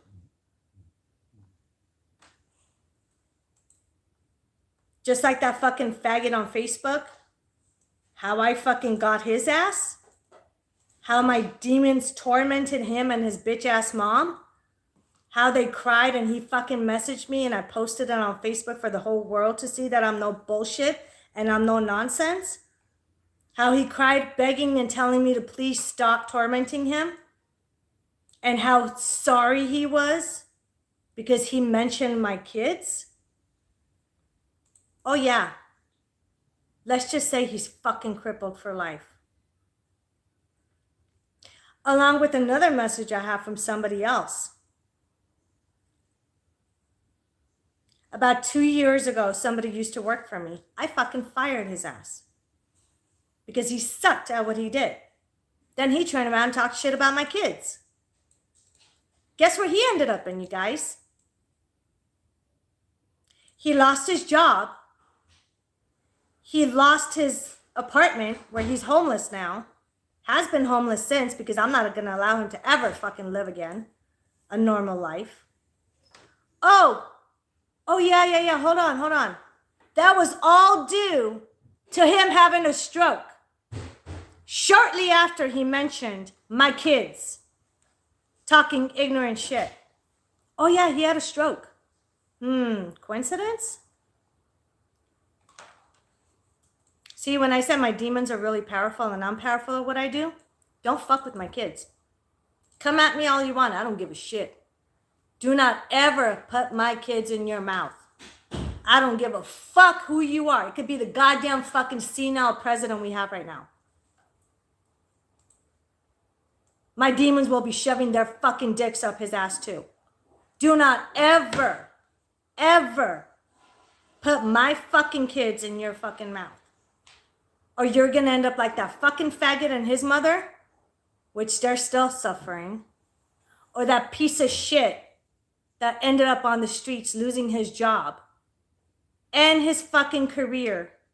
And his fucking house, his apartment. Oh, and did I forget to mention he had a stroke? You're welcome, motherfucker. I only give warning one time. That's it. And this is my one and only warning to the maybe 100 warnings now that I've been given to the public. But how many more examples do I have to throw out there for you guys not to mention my kids? Now, this bitch that commented and threw my son in it, trust and believe she's next. And I've already located her. She's next. My demons are fucking at her right now. Well, maybe that's why she didn't comment back the last couple of days. She's too busy fighting my demons off.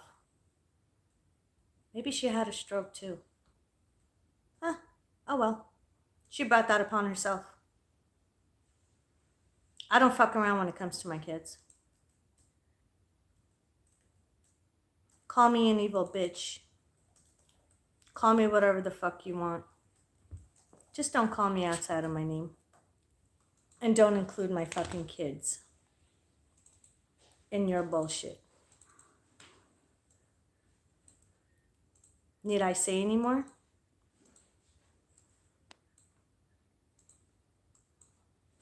That's a mother's love for her child. It's infinite. Monica, I often wonder if a mother loses their child in utero, miscarries, or abortions. Does that baby spirit still linger? That's a really good question, Kurt. I'm going to say yes, it does. I'm going to give you an example. I was almost 7 months pregnant when I lost my first child, and he was a boy. The first year, the angels kept bringing him to me, especially at nighttime. They kept bringing him to me. I would hear his cries. I would see him. And it was funny because he was actually bundled up, wrapped up in a blue blanket that I actually got for him before I had the miscarriage. He was almost a full-term baby and, fully developed and all that stuff. And they had to do a DNC to take him out and all that stuff. But for the first year, the angels would bring him to me. I would hear his cries. I would see him. Until finally I told him, don't bring my baby to me anymore because it's not safe. It's not safe for good spirits to linger around this fucked up hell that we're living in, okay? Earth is the first hell. Downstairs is the second hell. And I've always said this. So it's not good for good spirits to linger around because there's a lot of demons, a lot of bad energy, a lot of negative people on earth. I don't trust people personally. So obviously I'm not going to trust my son to be on earth with me. And as much as I love the fact that he would visit me, now I can visit him. Like I could connect to him, I could see him, I could visit him. But the first year I was so mentally fucked up for losing him. Like I couldn't even sleep, I couldn't even eat. I went into this great depression. I wanted to die at one point. It was bad, you know what I'm saying? Until shortly after I got pregnant with my oldest daughter. Which is a fucking miracle. But yeah, I mean, they definitely can linger around. But to me, like, it was up to me to say, no, don't bring him here anymore because it's not safe for him. I found a way to visit him. I could see him anytime I want, but I don't want him here. Like, I go to him, but he can't, I don't want him coming here anymore. But yeah, definitely they can visit you. You're right, Monica. She doesn't have a clue to survive on her own. Thank you, Kenna. If I sold my soul, you'll kick my ass. Yeah, that's true. I would kick your ass, actually. I kick anyone's ass to sell their souls, especially for no reason. That's my mother instincts for the kids I'll never be able to have. So, yeah, I mean, a parent's instinct, not just a mother, but a father too. I mean, you guys know, no matter what happens, every family has their ups and downs. Every relationship has their ups and downs. But no matter what happens, a father's love never goes away either. And like, yeah, my husband's a lot more, I'm more strict, but my husband's a lot more tougher on the kids. But it's like giving tough love. You know what I'm saying? At the end of the day, he's right with me when it comes to the parental love that we have for our kids. Like if anything, God forbid, happens to our kids, or if anyone even tries to look at our kids in a different way, trust and believe both my husband and my claws will come out. And there's no difference between my love for my kids and my husband's love for his kids, which is our kids together. And yes, all three of our kids are ours, okay? I don't have a kid from someone else, and he doesn't have a kid from another person. All three of our kids are ours. Seeing how he's been there for every fucking birth. So, yeah, I mean, that's why when it comes to this case, and then what really, and then I'm going to talk about Chris Watts too, because I've been doing a lot of investigating on this Chris Watts thing. And to be honest with you, I'm not going to go into details or talk about the case right now, but to be honest with you, I do believe that Chris Watts' girlfriend or mistress, whoever the fuck the hoe is, that knew about him and his marriage and his kids, number one, he's married, or he was married before he killed his wife.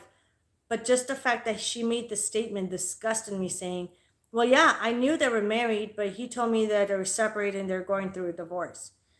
Okay, so if that's the case, then either you could have waited until supposedly their separation and the divorce went through, or you could have asked him for some kind of a proof. Because married people do that, unfortunately. I can go out there and say, yeah, I'm not, I'm married, but I'm separated from my husband. But yet I can't come home every night to him, or him vice versa to me. You know what I'm saying? So there's no excuse. And I have a feeling she did have some kind of a role in Chris Watts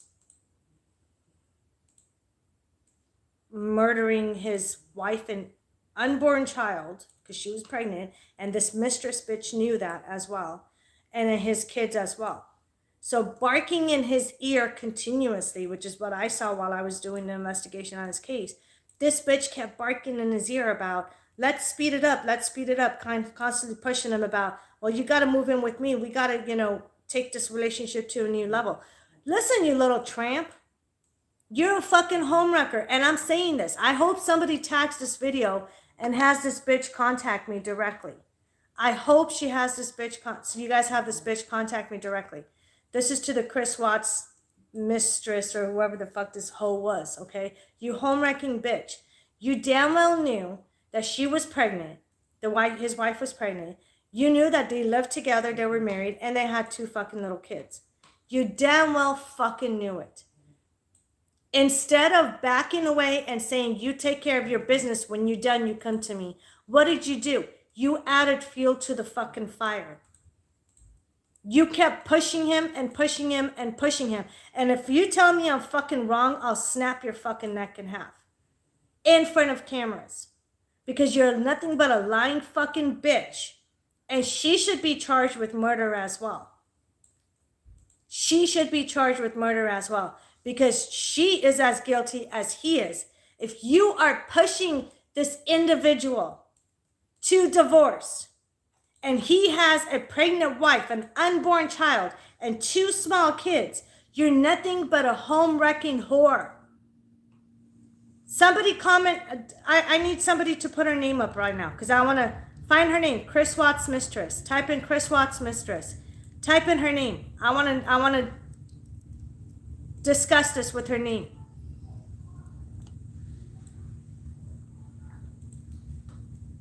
Yeah, I had 2 exes in the past. The first one possibly aborted or lost a child by me, but never admitted it.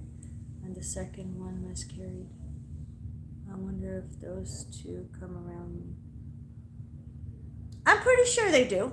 Kids are pretty smart. They know. I mean, to be honest with you, Kurt, the spiritual realm is a lot different than our realm here.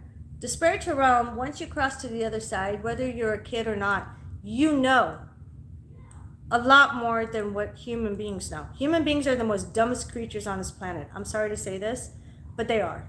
They're the most dumbest creatures on this planet. I'm serious. And they're not, but it's... I mean, they are. If you're going to commit a murder and you get caught, you're stupid. Okay, they can actually commit You're murder. stupid. They can... Not really. They can... Or if you commit a crime and then you invite the cops in and then you have? talk without an attorney and then you spill the beans and then you act all... I mean, you're stupid. Humans are dumb. Humans you know are all the dumb. tech we have now, Mom? I'm not dumb because I know a and lot who more. built the tech? Humans. Huh? Who built what? The tech. Right. I'm not saying scientifically and technology. I'm saying who built it? In Humans, general right? life. What do they use? What does the tech They're do? still It helps stupid. solve the murders. Right, but when it comes to spirituality and when it comes to actual reality of life, they're dumb. I'm sorry, what dog commits murder and gets away with it? Or what dog solves... But dogs are not human beings.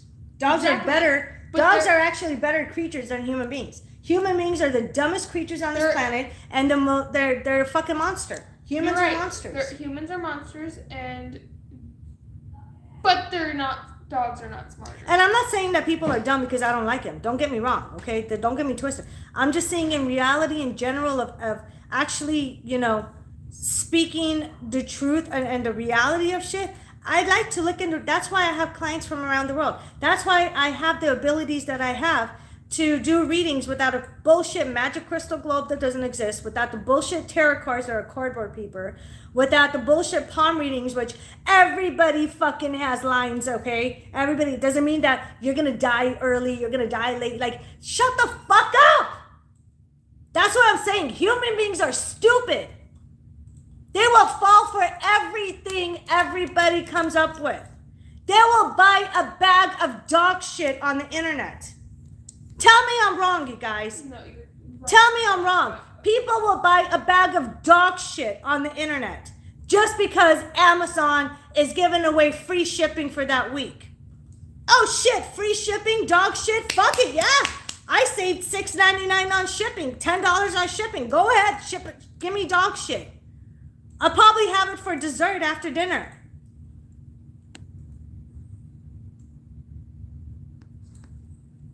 Nicole Kissinger.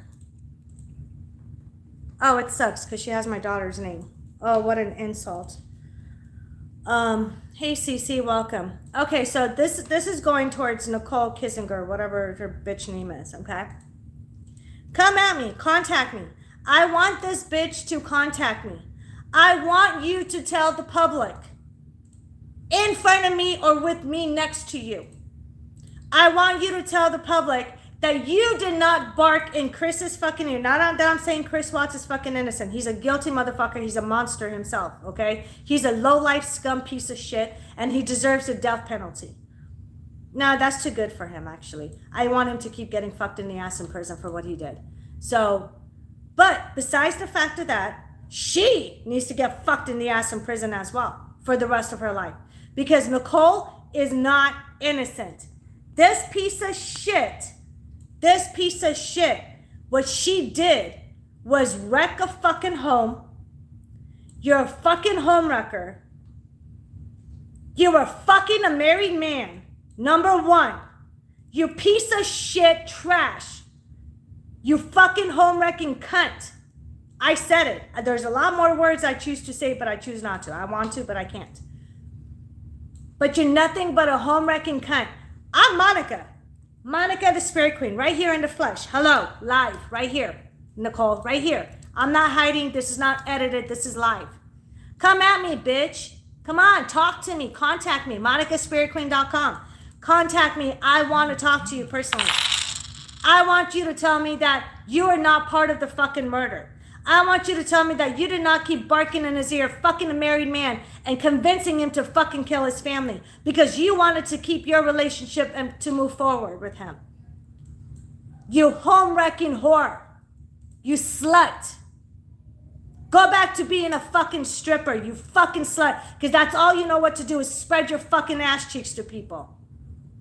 Maybe if you kept your legs closed to a married man, this family would have been alive. And to Chris Watts, you piece of shit, white trash motherfucker, you should fucking burn in hell, which you're going to one of these days with Nicole. Trust me, when it's your time to go, you're both gonna burn in hell. You chose a slut over your fucking wife, your unborn child, and your two adorable angel kids that you had.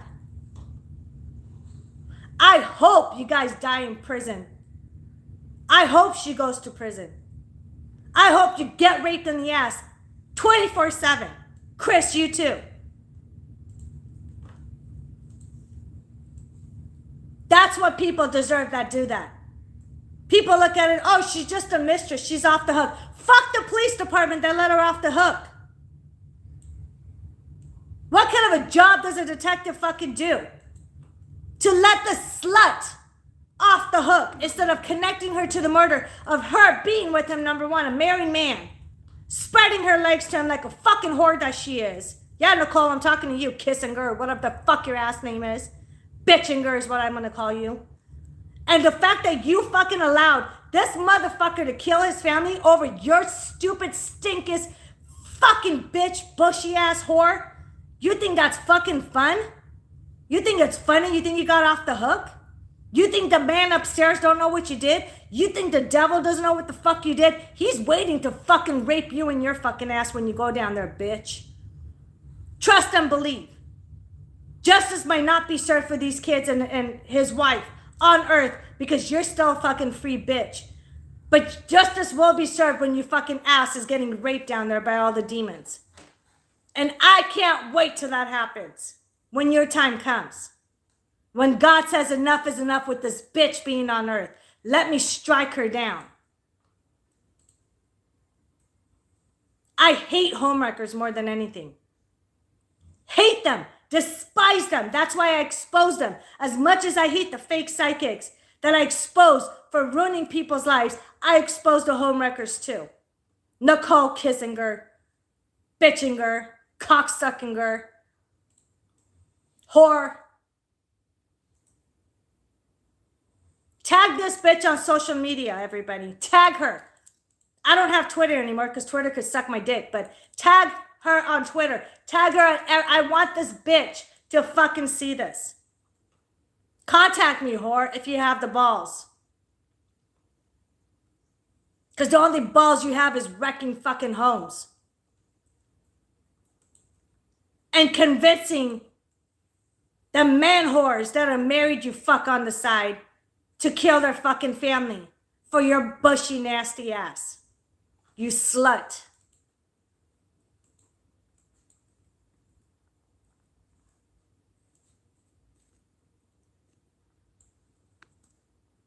And damn right, I am very passionate about this shit. Because it's fucked up that innocent people die on a daily basis because of monsters like them.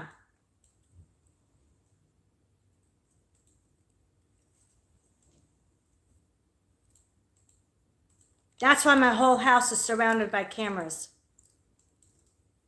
That's why my whole house is filled with nothing but protection. And I will not hesitate to put anyone down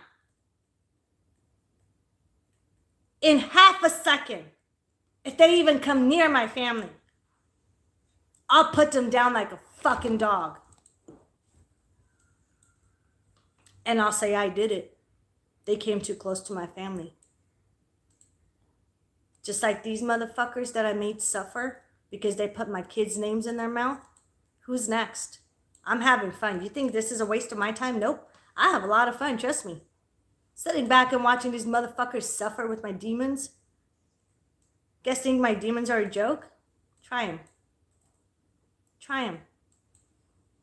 Or you can contact the ones that I posted on Facebook that I exposed that are constantly crying about, Monica, can you get your demons off me, please? I'm about to kill myself. I can't handle it anymore. Well, then kill yourself. I don't care.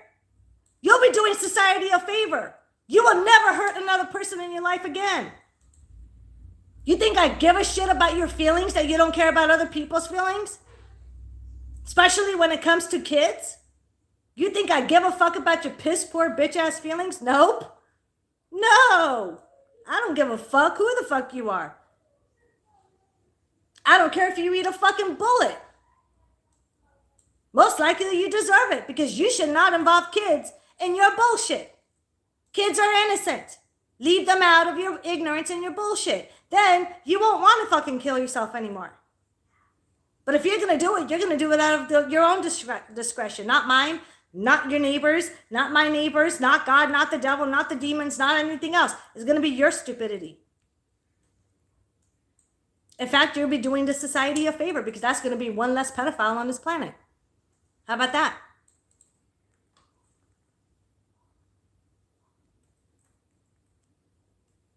She is a fucking homewrecker. I bet you anything she's fucking another married man as we speak.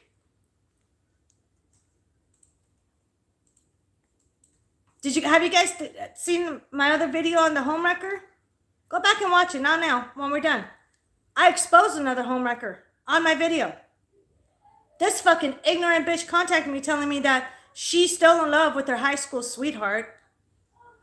The fucking guy is engaged to get married and has a pregnant fiance. She told me money is not an option. I'll pay you whatever the fuck you want. I just want you to break them up because I want to be with him.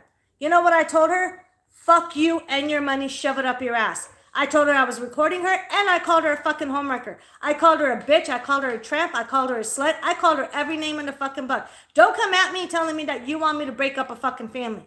Don't come at me telling me that you want me to break up a marriage, a relationship, or an engagement, anything. Do not come to me and tell me that you want me to break it up. Because you know the only thing I'm going to be breaking is your fucking legs and shoving them up your ass. That's the only thing I'm going to be breaking for you. And you're welcome for that. You can blame yourself for it. For having some fucking broken bones. So yeah, I did. I recorded her while she was on the phone with me. And I exposed her. And I basically told her to go fuck herself. And you know what she did the next day? I still saved her emails. She sent me an email apologizing for being stupid the night before and telling me, well, you know, this is how desperate some people are to be in a relationship. They don't give a fuck what relationship they're in. They just want to be, this is the pathetic, sad side of, this is what I'm saying, that human beings are fucking stupid. They're fucking desperate, they're dumb, and they're going to do the most stupidest things in the world to get what they want, but not realizing that not only are they going to hurt themselves, but they're going to hurt other innocent people around them, especially if there's kids involved in it. She emailed me the next morning and she asked me, first of all, she apologized for being stupid. Apology, I'm not forgiving it. Fuck you. I never contacted her back or replied to it. But she wanted me to act like a Cupid and hook her up with somebody because she was, in her words, desperate to be loved by somebody. Desperate to be loved by somebody. Same. What, does this bitch have fucking daddy issues? Mommy issues? Grandparent? What kind of issues does this bitch have? Go to fucking rehab. Go to counseling. Go to somewhere. And what do you mean the same? I'm gonna fucking kick your ass. I just realized what you said. She's being a smart ass right now. But seriously, don't come at me telling me that you're gonna pay me all this money. No, shove your fucking money. I mean, you can pay me all the money if you want. You can pay me. You can pay me. I'll take all the fucking money you give me. But I'm not gonna do it. Give me all the money.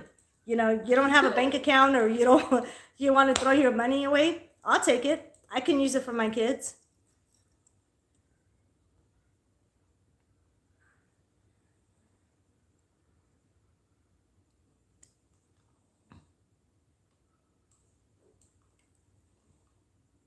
She can get a dog, unconditional love. Yeah, well, apparently a dog is not enough for sick people like her. For all you know, she's going to get a male dog and have him fuck her too. I don't know. I've heard of stories like that. Shane Dawson. You know what I'm saying? Like, there's so many weird people out there, you guys. There's so many weird. And I'm not saying everybody's fucking weird, but I'm saying there's a good majority, a handful of people that are just, they're sick, they're out there, and the normal people need to stay the fuck away from weird people like that. Because they're the ones that are really bad influence on the good people. And it's really easy to turn a good person into a bad person just by associating with them. Like, stay the fuck away from them.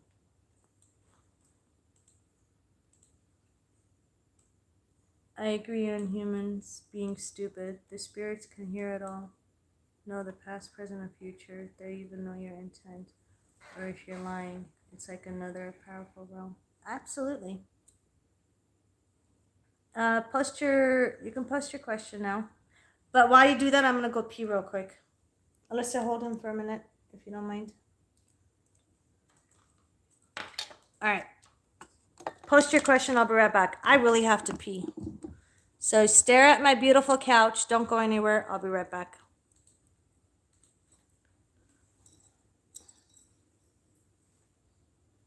Are you sleeping? Don't do that to my couch, bitch. Get off my couch. Oh, Lord. All right, I'll be in a minute. Get off me, dog. Get off me. I'm still alive. I have to pee. Gross, Dad. That wasn't Dad, that was the dog.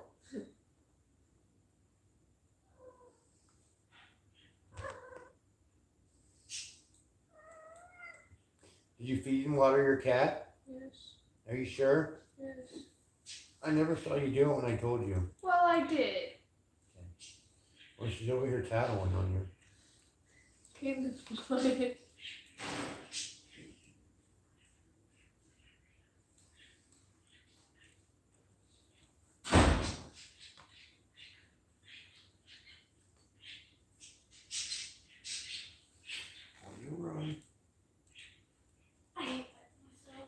Come here. Come here.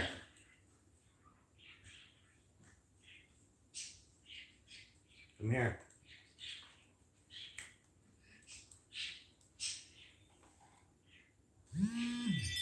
Stop it, Tom. I go wash your foot and then I'll take care of it. God damn it. Alyssa, can you take care of this right here real quick? Taylor? No. There's something behind. What?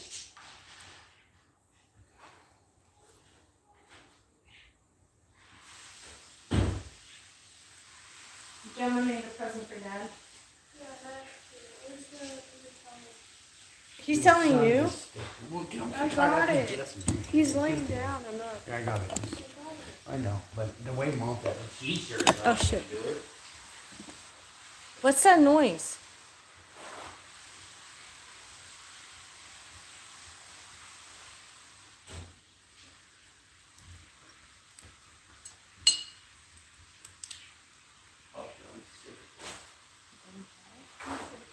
Nathan? Shower? No, wash your foot. Go help him, Alyssa. What? He's 10. No, Alyssa. Plus tax.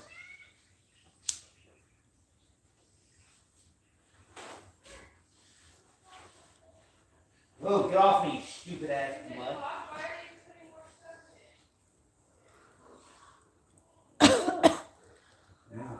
Shut that door.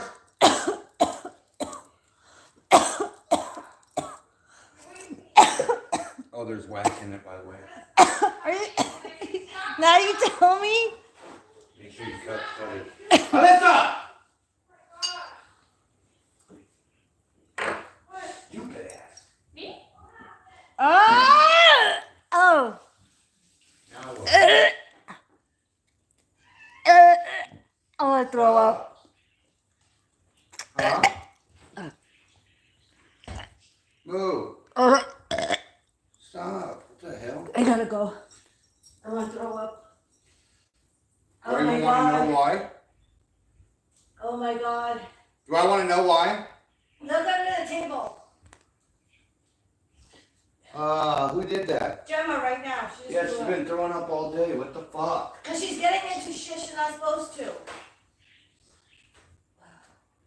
Look at this. Yeah, I know. I think I feel that I have to clean this shit up. Oh my God. Nasty ass dog. Oh my God. And I can smell it too. Fucking tell me that as I'm cleaning it. Oh my God.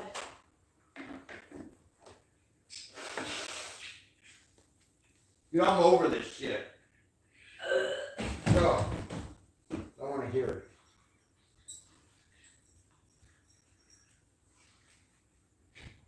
Where's the thing for grease? Under the sink or something. Oh my God. Oh my God. Right there, in the blue bottle. Yeah, that's for the couch though. Right there, remember. Spray it on the- Get off the couch, you stupid ass dogs. Don't spray it where I'm laying at, honey. Just one spray. It's not even working. Move, you dumbass dogs, move. Like, you guys take over my spot, you guys take over my whole area, move. You guys need to go outside. What makes you think that you get to lay on the couch anyway? Move. It's not for fucking dogs. Oh my God. And you guys throw up all over the place. Right now. Hold on, you guys. I know you're waiting for me, but hold on. Mm. I'm literally, I almost died right now. You're Move! so over dramatic. Who? Just think if you didn't have me. Me. What would you do? What would you have done if I I would throw them in the trash. All the dogs will be outside for the rest of their lives. Oh my God. It's because she eats trash and paper Hold towels on. and I shit have tears in my eyes. that she's not supposed to eat. You guys, hold on for a second. I'm catching my breath. I'm coming on right now. Hold on. Oh my God. I almost dog threw up. I can't believe people fucking heard me like throwing up right And now. that's not even that first time she threw up today. That's like the third time. Oh And my that's the smallest pile of all of them. Oh, Jesus Christ. Where's the paper towels? What'd you do? Over there, I think. Look, she's still eating shit she's not supposed to. What's wrong with you, dog? She's a dog. What do you expect? More like a pig. Ugh. Everybody out. Come on. Get out of my house. Out. Go. Out. Come on. Turn the light on out there. Mocha, you too. Come on. She ain't doing nothing either. Mocha. Alright, get the fuck out of my house. Get on before you get stuck. Oh, Jesus Christ. I can't believe people heard me throwing up. Literally, I ran out. I thought it was dog shit or something. I was like, what did they do? Why would they have done that? It smelled worse than dog shit. It's like a mixture of the dog fart and dog shit together. I think she's gonna go out there and do that. Shut up! Let him bark. I don't care. All the other dogs out there bark. I don't want Mocha, zip it. Jumping over my fence still. They're in their house. The neighbors right there? They're in their house. How do you know? Because you would hear them barking back. They're not. Shut up, Mocha. You had your chance to go out there. They bark at everything. Dude, I needed... Oh my God.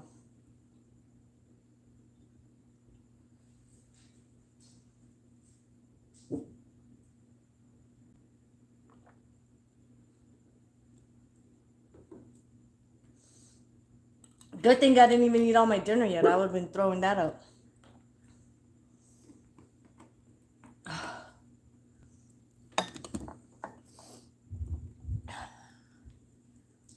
I literally threw up.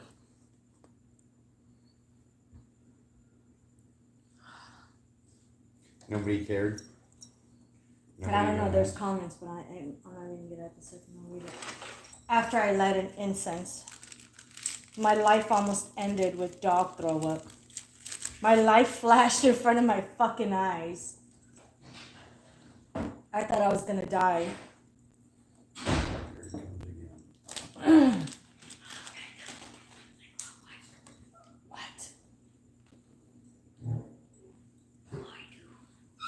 Son, you know she's live, right? No, you could still hear you. Do you have the green lighter? Let me see the lighter. Hold on, you guys. I need a light and incense. Mom farted. Oh, shut up. Are you available to talk to? What is it about? Because I'm live right now. You hold up until she's off. What is he gonna do now? It's kind of a weird question. What? Remember when the doctors said the reason we're waiting for a long time at the urgent care is because of COVID patients? Son. Don't use that word around me. Son. But yeah, what about it? Why did those sick patients go to an urgent care? It was bullshit. Now go to in there. We'll talk back. about it later, best friend. When Mom's off live, I'll answer all your questions. Don't laugh at me, you guys. Urgent cares are I don't know, bud. inexperienced doctors and COVID patients go there? Yep. Oh my goodness. How many lives have you guys gone to where the people threw up like that? I should have shoved the camera in your face. Mm-mm. It was horrible, babe. I can't believe you're not using your expensive ass camera I bought you. I will. When? When it's No, did you find a charger outdated? for it? When it's outdated? No, did you find a charger for it? It's not going to be outdated. It's brand new. I know. By the time you use it, you've It's had it not for gonna be 4 outdated. months. What'd you do with the months. cigarettes? 5 months ago, we bought you that, and you haven't used it once. Okay, I'll use it You know you can go tomorrow. live on it? No, I didn't know. I Yeah, you can? Yeah. It's got built-in Wi-Fi and shit like that in it. Hell yeah! I think I'm going to use my new camera from now on to go live with you guys. My hubby bought me like a brand new, how much did it cost? Like $800. $800. A couple of months ago, and I still haven't used it. I feel bad for not using it. It's just, I've been so busy, and then like, I have to get used to it. I have to read the manual to know how to use all that stuff because it's a really expensive camera. Yeah, but you're good at that stuff. And I just took it the easy way out and just started, I continued to use my other camera. And my other camera's not that bad. Now we have two cameras No, to but link this like one that. has 4K. This one is like top quality. I know, so that's what I'm thinking. Like, now with my videos, we'll get like every angle of the investigations we do. Yep. with that one and the other We could camera. go do murder investigations too, and actually go to these sites and look up. I would things, love to. talk to neighbors and people, and I would love to. and film it. That could be your channel.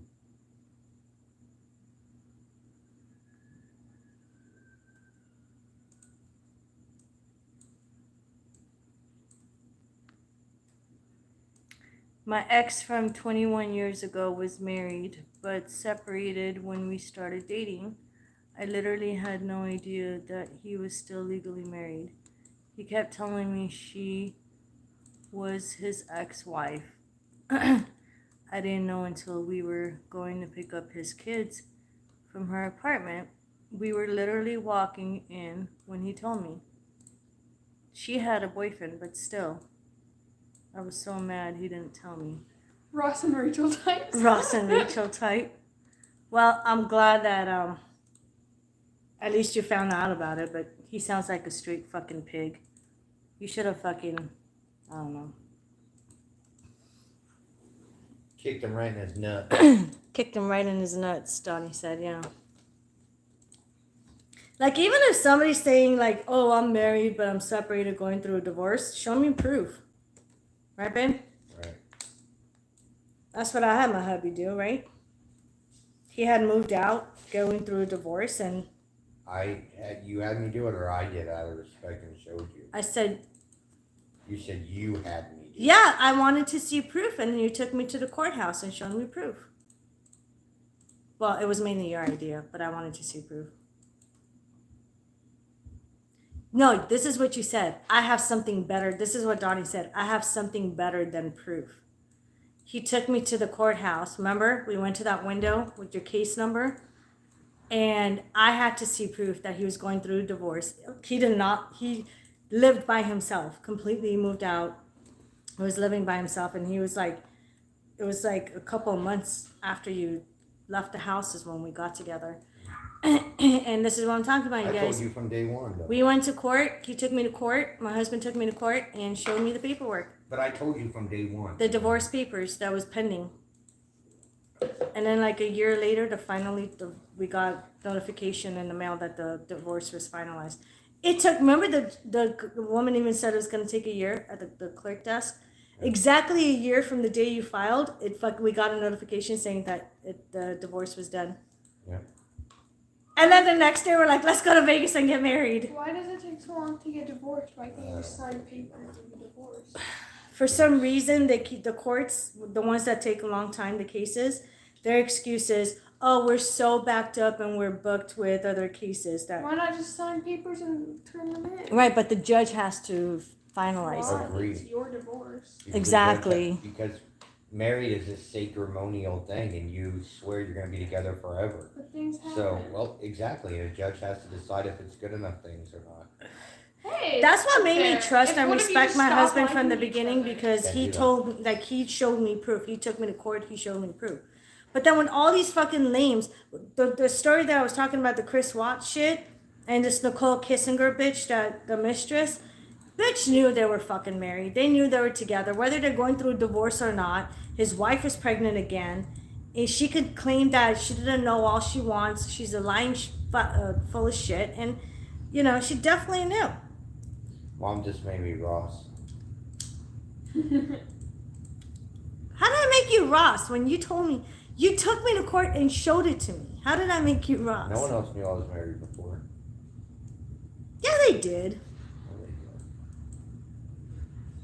Sorry, guys. I'll take the whole story back. My husband was never married before. His first one and only marriage for the rest of his life. Well, why didn't you? What do you have to say about that, Donnie? Why didn't you just get it annulled so technically mom would be? Yeah, so technically mom wouldn't be the fucking waiting for a whole fucking year to marry you. Wait, why didn't you get it annulled? It was too late. What do you mean? They were only married for 8 months. What kind of a fucking lame marriage is that? They could have, yeah, isn't it like under a year you could just get an annulment? Right? Is it a year? Or is it 30 days? I was young and dumb. I didn't know. Well, yeah, you were young and dumb. I mean, look, I'm not even going to say that. You're old And then after he Go to your married room. me, and then after he married me, he became smart again. For the first time in his life, he married someone normal. Somewhat. Babe! Respond. I didn't want to make you look like a liar. I didn't want to say anything about normal. Oh! I guess it depends. I'm gonna make, next time Gemma throws up, I'm gonna make her throw up on your face when you're sleeping. I guess it depends on what you claim normal is.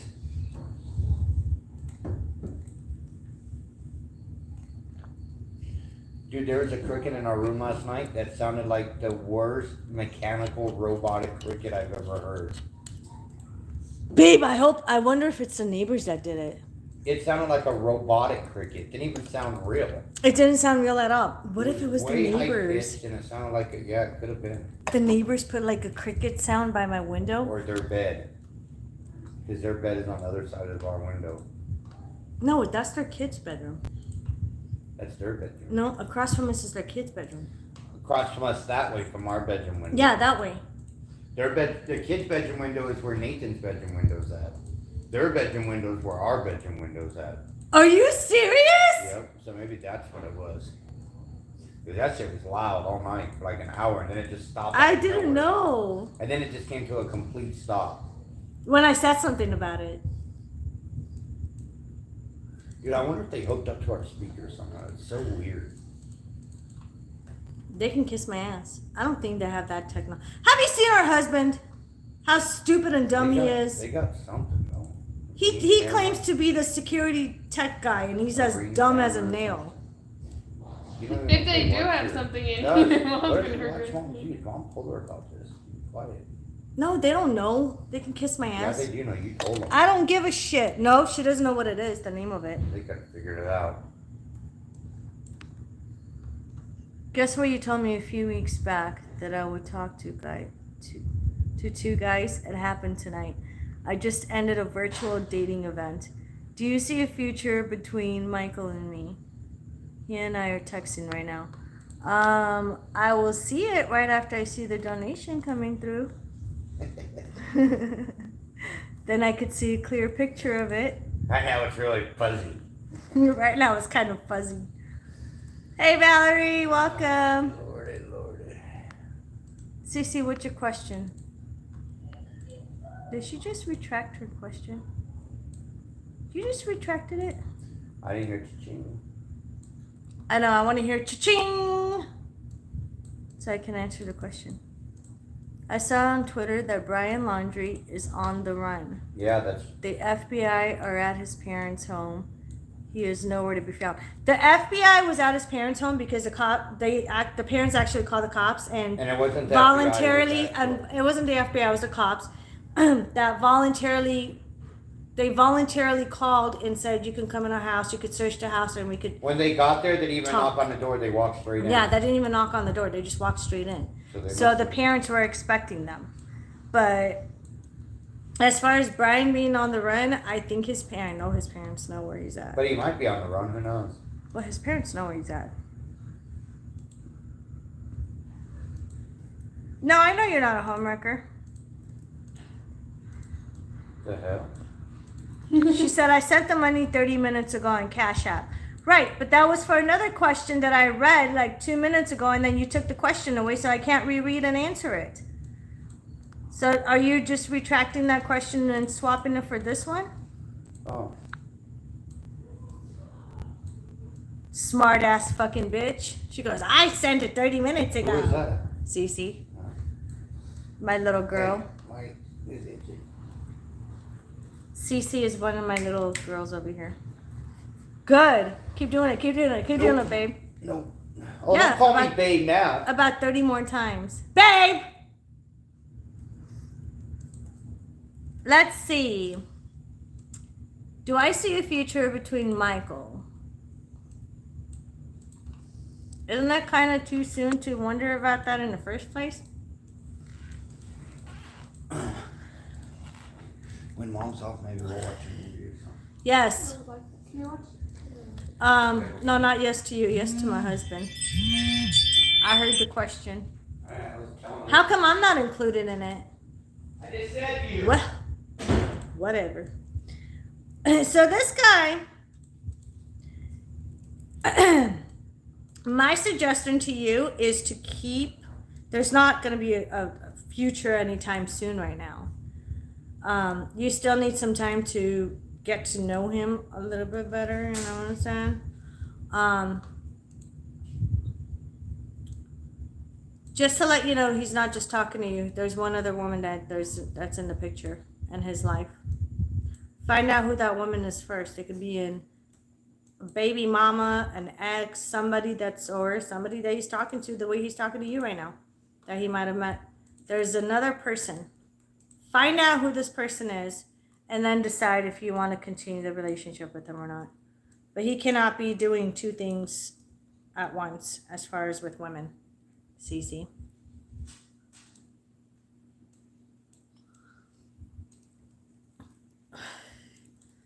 I'm leaving that up to you to determine if you want it or not.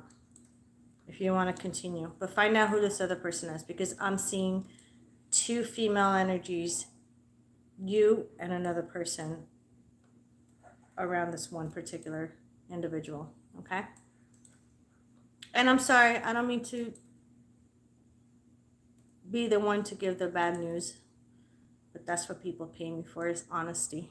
So I just don't want this person to take you for a loop and then, oh, well, I'm not serious, or what, like, regardless whether, even if it's not a serious relationship right now, it could possibly lead to a serious relationship, but as long as there's a third wheel in it, it's hard to do that. You know what I'm saying? So I would snoop around and find out about this other person, and then,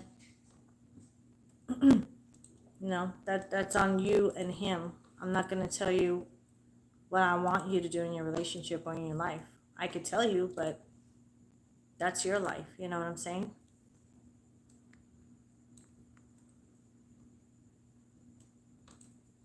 Like, I wouldn't want to talk to somebody that I just started talking to knowing that there's somebody else in their life.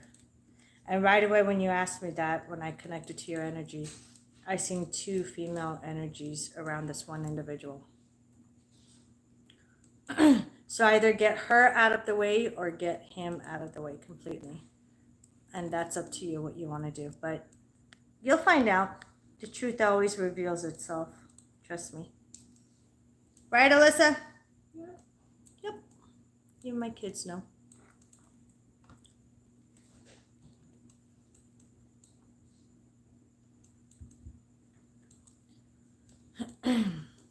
What, little one? What do you want, little one? You're so tiny.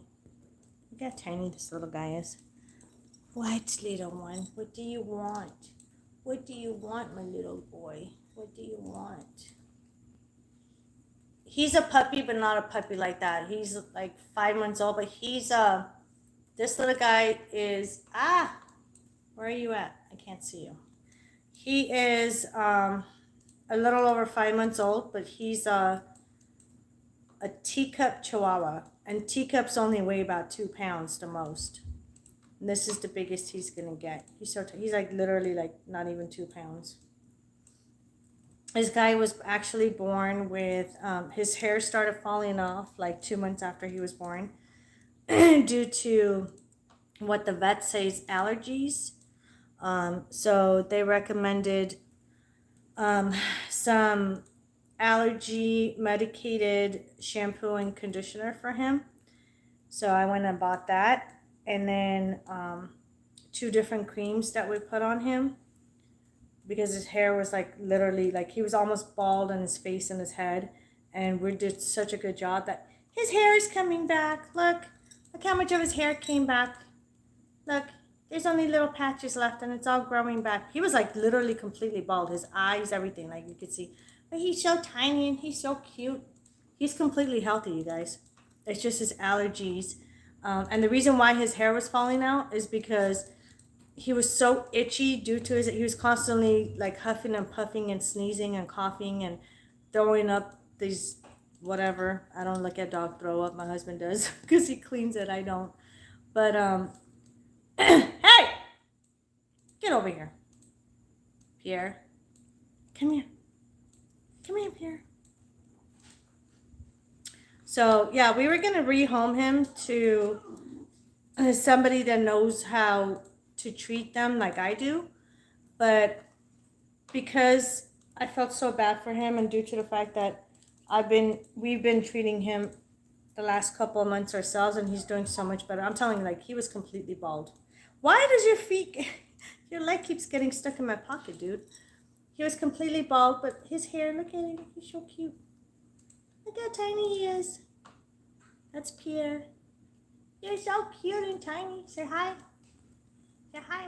Okay. No, Mocha, you go away. Mocha, go away. That's my baby, not yours. My baby. So yeah, he was one of the puppies that was born in our house. But we were gonna rehome him, but we fell in love with him because he's so cute. So we're gonna keep him. He's not even a dog. He doesn't look like a dog. Pierre! Except for the humping part. He likes to hump everything. You're only 5 months old. What the hell do you possibly know about humping? Can somebody help me out with this? How do I stop a dog from humping at 5 months? Don't say get them fixed, because it's not healthy for animals or dogs to get fixed at 5 months. You gotta wait a year. At least a year. And the vet recommended that. He's only 5 months. What the fuck do you know in 5 months? Huh? Lay down. Thank you. Don't kiss me with that mouth.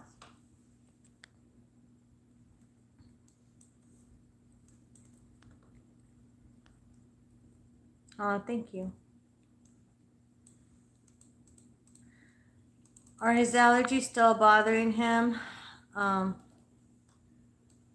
little bit.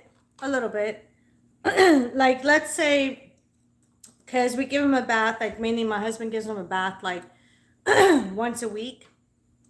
Normally, you're not supposed to give your dog a bath that often, like maybe every 2 to 3 weeks to take a bath, because it's not really good for their skin.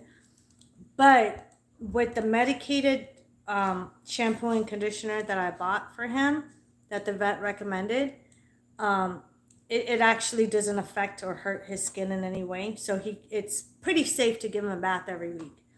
So we do that. The scratching, the reason why he was losing a bunch of hair is because he was constantly scratching himself. He was like rubbing his head like on the ground and his bed, on the couch. You know what I'm saying? That's where the hair loss came from, because he was constantly scratching himself and rubbing his head everywhere. But ever since we've been treating him with the shampoo and conditioner that's medicated, plus the 2 different creams that we bought for him, he's doing a lot better. Like, you know, his hair is growing back. He's not itchy or scratching. He's still huffing and puffing and sneezing here and there, but as far as the allergic reaction to the itching, it's a lot better. He's not scratching or itching as much as he used to. So it is helping him. And apparently he's going to have this issue for the rest of his life. You know what I'm saying? So, yeah, he's doing a lot better. Did he watch the other dogs hump? No. I don't know. Maybe. I don't know. But I think it's just like dogs' instinct, their intuition.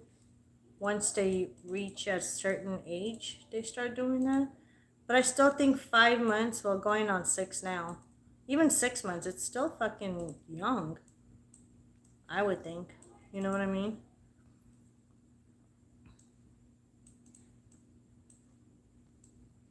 They're on allergy meds. Yeah, see, I could have gotten him on allergy meds if the treatment that I'm using right now, the medicated shampoo and conditioner plus the 2 creams, if that didn't work on him, then yeah, he definitely had to be on allergy meds. But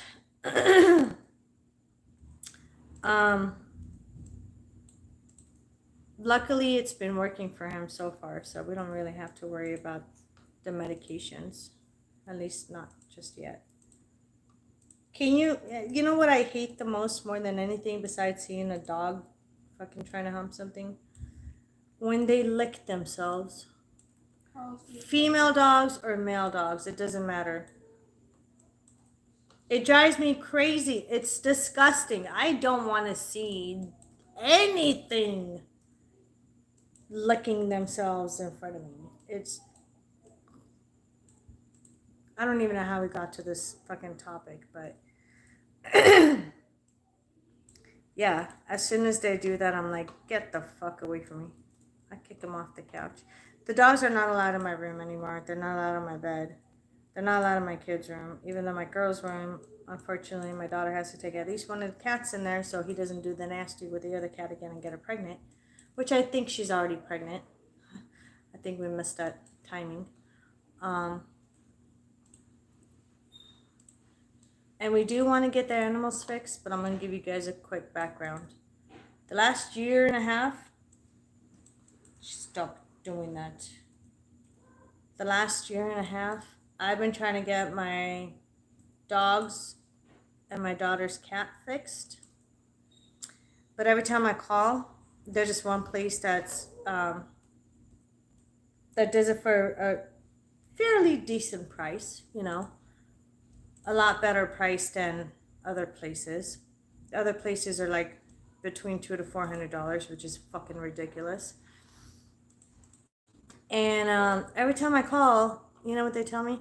Yes, you are in the system. We do see, you know, your name popping out of my system with your phone number, whatever information I give them. And number one, I'm still on a waiting list. Year and a half later, I'm still on a waiting, in case somebody cancels, they could put me on. But it's funny because I believe there's hundreds of other people that have canceled by now, so they haven't called me back for it. And then every month I call them, you're still on a waiting list. Call us back in the beginning of next month, in the beginning of next month. So when I call next month, and next month, and next month for the past year and a half, they keep telling me they're booked. So, go figure. And by then, my dogs already had puppies. My daughter's cat already had kittens. And they might be pregnant again. I don't know. Maybe I'm meant to be a grandma to cats and dogs, apparently.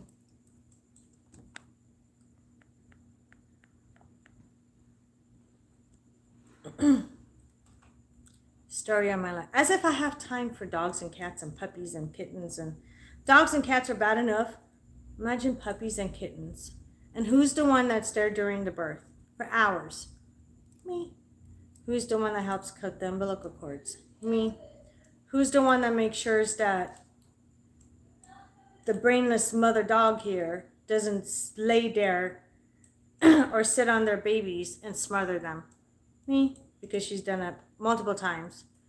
And luckily, I caught it in time to rescue the puppies from her. She doesn't do it on purpose, she's just dumb. She likes to lay on her fucking babies. But yeah, so I have a feeling that the puppy season and the kitten season are coming soon. But yeah, he's the puppy that we kept from the last litter because of his skin condition and allergy problems. And then, of course, Loki. I don't even know why I kept Loki. I love her to death, but she picked me. I didn't pick her. I kind of fell in love with her. I kind of, you know, felt bad to let her go when she was tiny. But now I think about it, I'm like, I'm never keeping a puppy again. Every other puppy that comes and goes in this house and the kittens that come and go, they're all going to go. I am not keeping another puppy. I'm over it.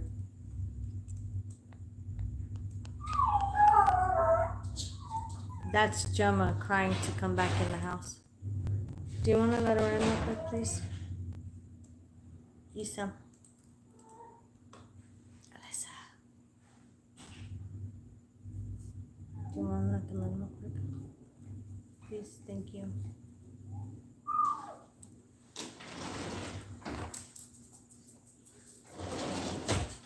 Turn the light off and lock the door.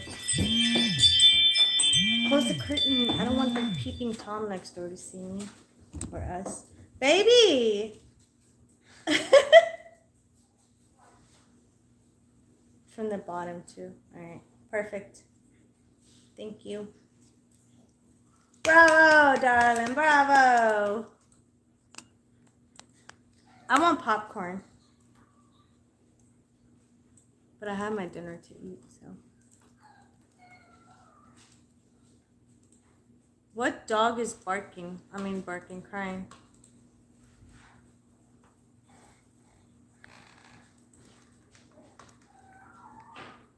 All right, I'm gonna take 2 more questions and then I'm out. 2 more questions. Where the fuck did High Priestess go? Did she fall asleep with her kid again? High Priestess is dead again. She jumped off a bridge. I'm sure she had questions.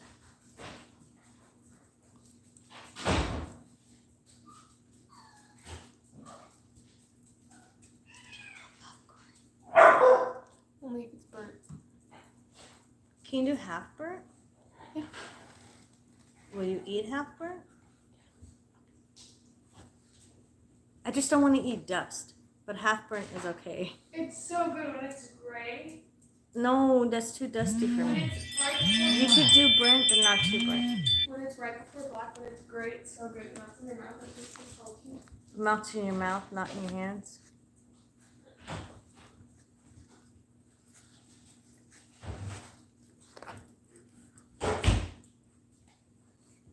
Regular popcorn's gross.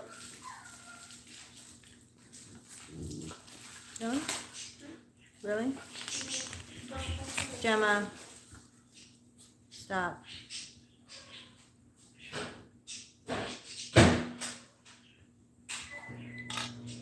Nope. Nope. You can't come to me right now. Don't get on the couch. Don't get on the couch. Okay, here she comes. I knew it. Here she comes. Alright. Come on. Come on. See? Told you. This is my pit bull. Hi. Hi. My chew toy. My hands are her chew toys. Look. Give me this. Thank you.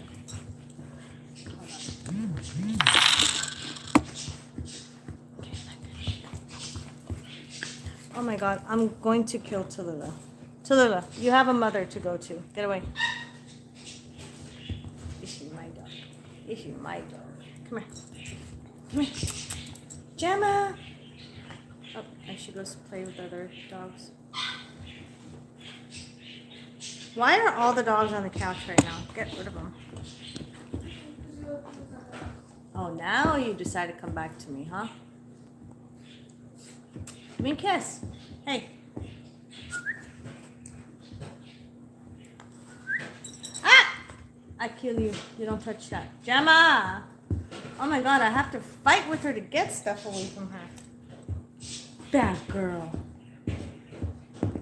Bad girl. What you gonna do when I come for you? Gemma. Kiss.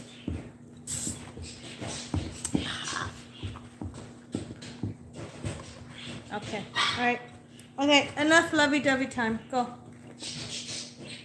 No more lovey-dovey time. You guys killed it. What'd you do with my lipstick? Oh no, not the cat. First is the dogs, now the cat. Watch. Look. You have to see this. Look what they did to my couch covers. Now I have to fix them. But look, that's my daughter's cat, and that's the dog.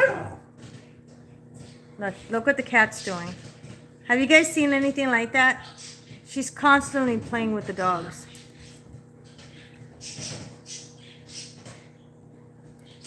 Gemma, you killed their playtime. What's wrong with you? You killed their playtime. Ah! Okay, you're killing me.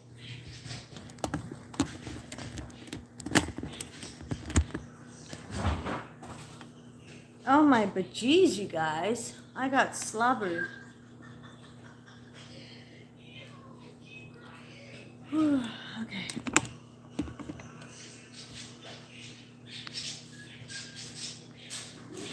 Thank you, sis.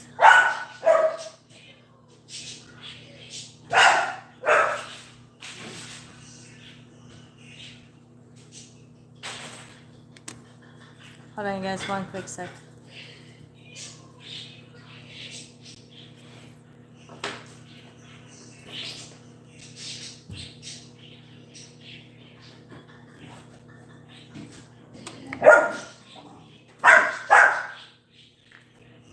Gemma. Why do you bark so much? Gemma! I thought pit bulls were quiet. You're not quiet.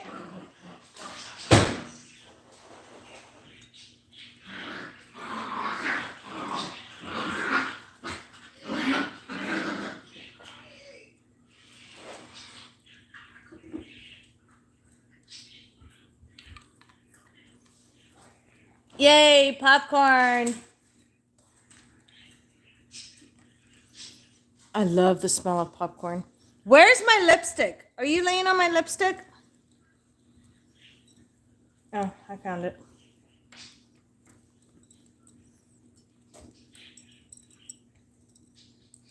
Okay.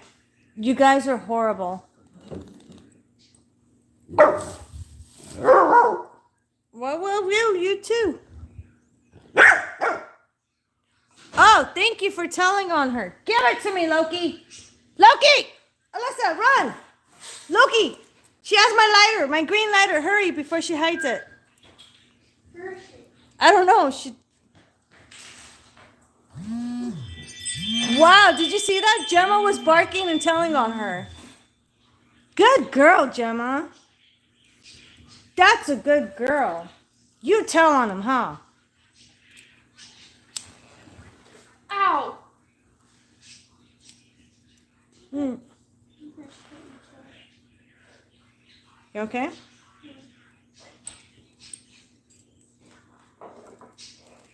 Gemma, you're such a good girl. Where's Dad? What are you doing? Did you hear what Gemma did?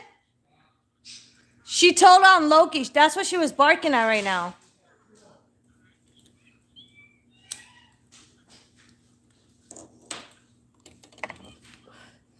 I needed my lighter.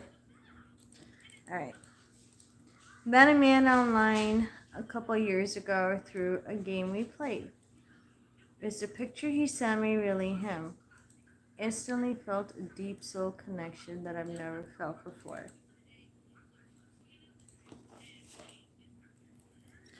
So you mean to tell me all these years you've never even met this guy yet?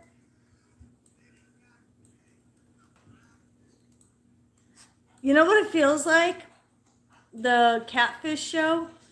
When they contact catfish and these... No, I'm serious. Like, you talk to somebody for a long time, but yet you haven't met this person.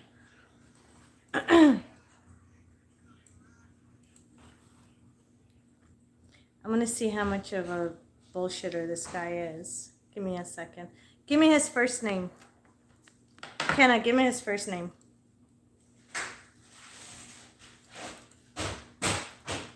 Nikki, come here. I'm going to ask you like a logical question. Real quick. So let's say hypothetically you meet somebody online, right? Okay. And they send you pictures, but you're talking with this person for years. Would you continue to talk to this person if you haven't met him yet to see what he really looks like? And on top of that, if you have to question if the picture they sent you is actually that person? Good FaceTime. You can FaceTime, right? Yeah. Right. Or like Instagram, Facebook, something Yeah, like, hey, this is can my always FaceTime. profile and this is who I am. No, but what I'm saying is like, would you continue to talk to him like years after that? How many years? Hypothetically, 2 years. Yeah. 3 years. Still talk to him.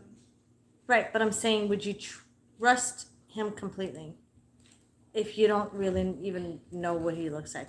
What if No.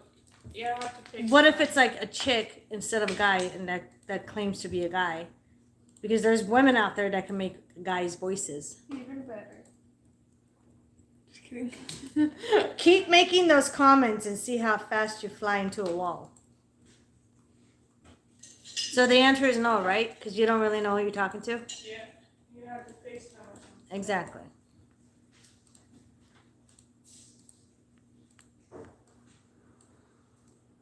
He lives in another country.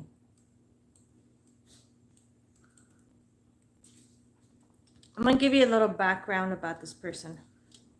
You don't even have to say what country he's from because I'm starting to pick up on something. So give me 1 second, okay? You're going to need a little background about this person.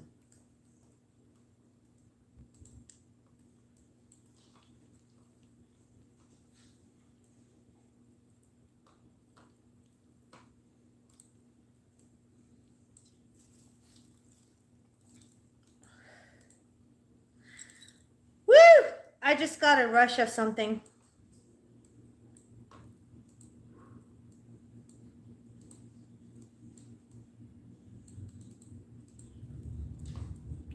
Hold on. I don't even know how to say this.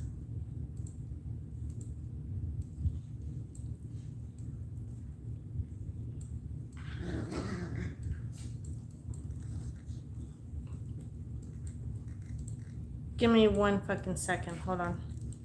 I need to I'm gonna figure out how to tell this to you. Hold on.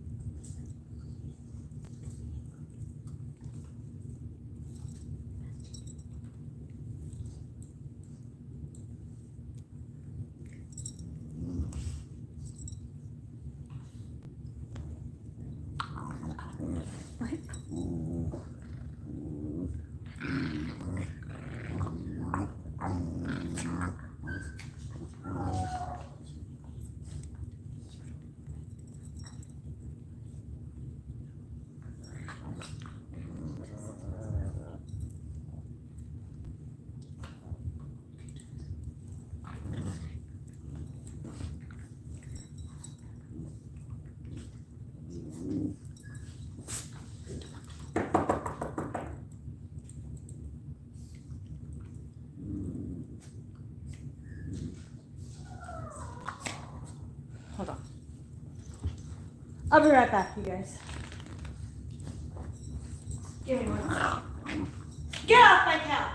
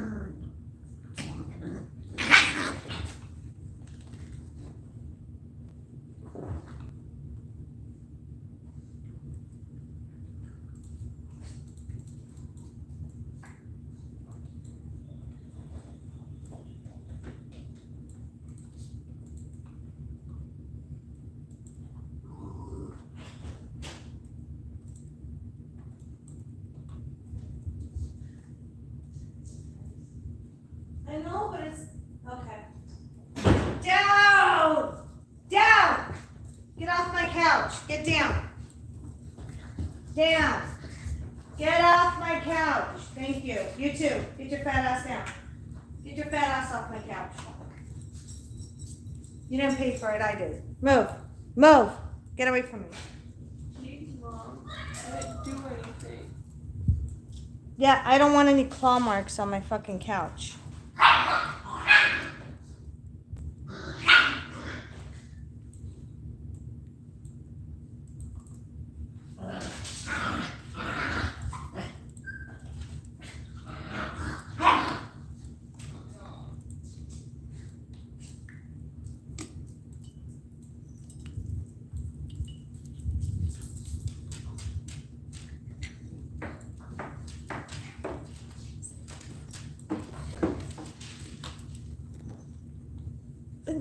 I don't know. Hey! Pierre! You fucking horn dog! Sit your ass down and stop moving!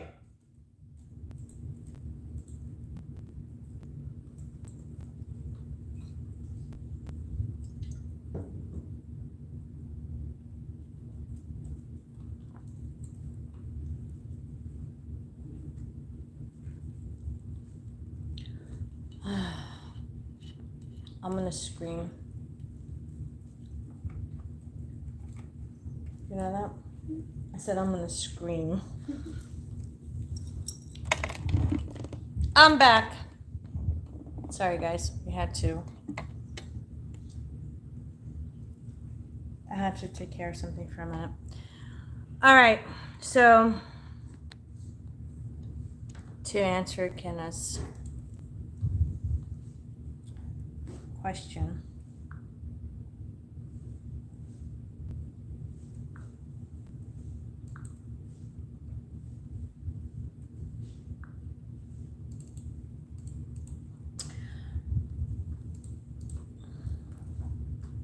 I don't even know how to say this. This is the part of my job I fucking hate the most, but it has to be said and I have to say it. I see a wedding band on his finger. And where are you going? Nope. My daughter's pissed off because she did not want me to tell you this. But even my kids are upset because they know that what I see is the truth, is exactly what it is. I don't know if it's from the past or from the future or whatnot, but whatever that wedding band represents or who it's connected to, they still have communication. So it is the picture that he sent you. But from what I see is you're more of like an emotional support to this guy. Like he tells you his feelings, he spills his guts out to you. He makes you feel comfortable around him. But he's comfortable enough at the moment to know that whatever other relationship that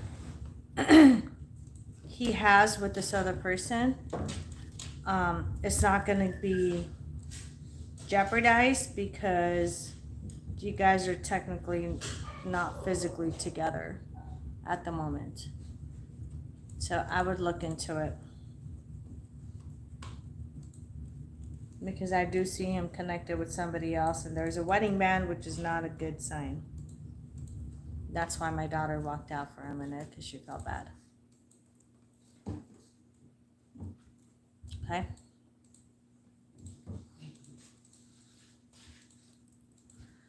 And a couple years is a long time to be with somebody and not really know exactly who you're with or who you're talking to. And unfortunately, there's a lot of people out there that do that. Just be careful with your feelings.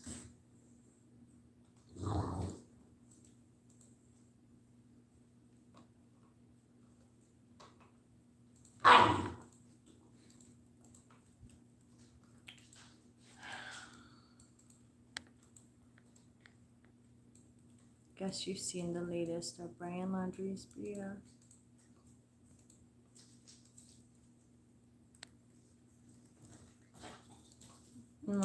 Gabby's been missing since the 26th of August, whatever date that falls under.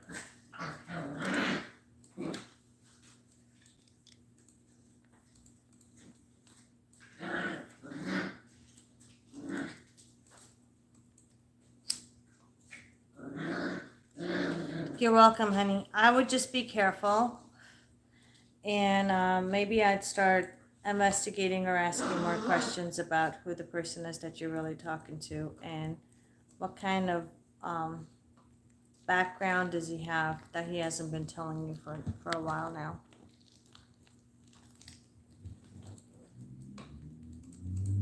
I'm sorry. I mean, I was just I had to go in the other room and talk to my husband about it as well, because I don't like to be the barrier of bad news. And my husband said, well, just tell them what you always tell people. Tell them what they need to hear and not what they want to hear. And that's what I do. If it's something good, I'm going to tell you something good. But if it's something that I want you to be more aware of to protect yourself personally, then I'm going to just tell you that. You know what I mean? It doesn't mean there's not going to be a future with you guys. It just means that there's some shit that you don't know that you guys need to figure it out. And you need to either press them for answers or look for the answers in a different way. But there's definitely somebody else.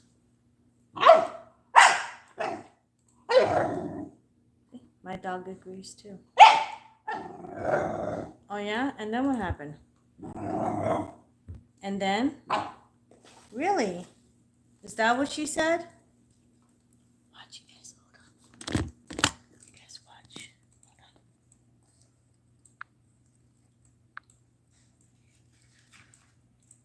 on.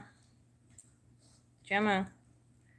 They're fighting over some plastic wrapper shit that they got into.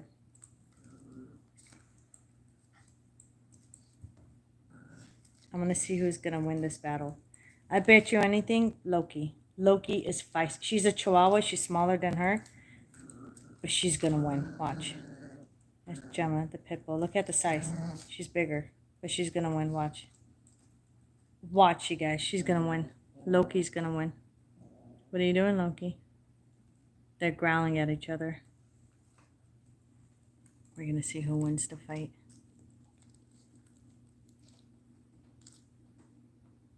See? Told you.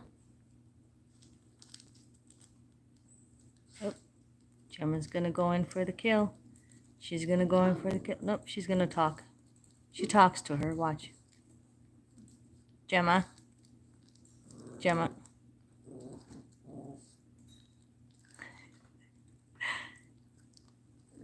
You guys will not get this shit anywhere else but my channel. If you guys haven't already subscribe to my channel right now and click the bell notification button.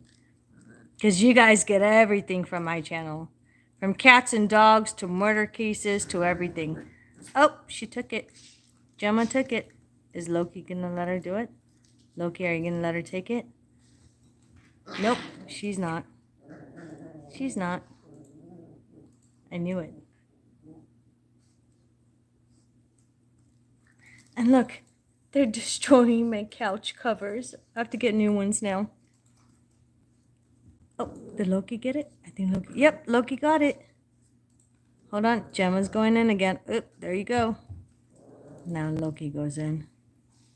This is like a fucking wrestling match.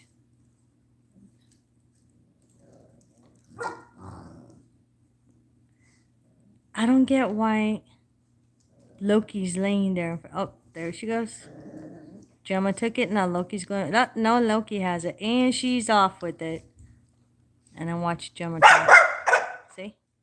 Gemma talks.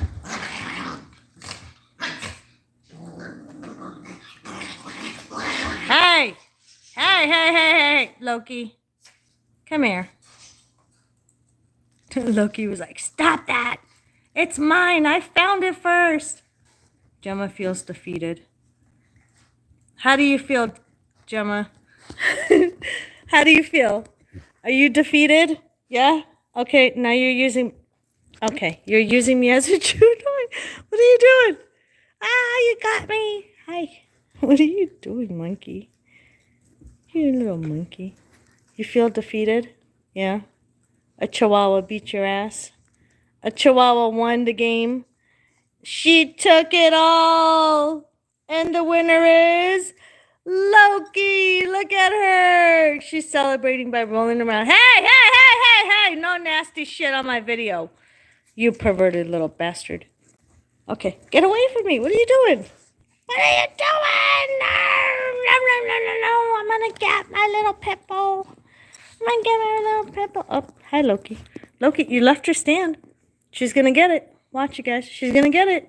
There she goes. There she goes. Gemma's looking for it. Gemma, where is it? Look what they did to my paper towel. What are you doing? Where? Ow. That was my finger. Hold on. I think we have a winner. A silent winner. Did you get it? What are you chewing on? Yep, we got a silent winner, and the winner is Tallulah. That had nothing to do with the fight. You see that? These two douchebags. What are you doing? You're not defeated. You won. Okay, you lost too because you let it go. So, these two lost. That one right there. Oh, there goes Pierre. Pierre is about to take it. There he goes. Now it's between Pierre and Tallulah. My dogs are funny, aren't they? Look, they're up, up. Now it's Tallulah and Gemma. And there they go. This is why they bark all the time. Look, now it's Tallulah versus Gemma. And my poor paper towels are dying here. Get down. Hold on. Stay. I want to see. Shh. We're watching a wrestling match. A pit bull versus... Stop! Chihuahuas. Pit bull versus chihuahuas. What's she gonna do? Stop kissing me. You're annoying. Get away from me. Ooh. You see how feisty my chihuahuas are? They will kill. And Gemma feels the loss. Oh, there she goes. Back on Loki. Loki, what are you doing? Loki's gonna get it. Watch, Loki's gonna get it. They're tag teaming Gemma. Nope, now Gemma's gonna get it. Gemma got it. Well, Gemma's the winner. Pit bulls always win at the end. Oh, you just let it go again. What is wrong with you? Do I taste better than that? What are you doing? My hand tastes better? Oh, okay. There you go, you guys.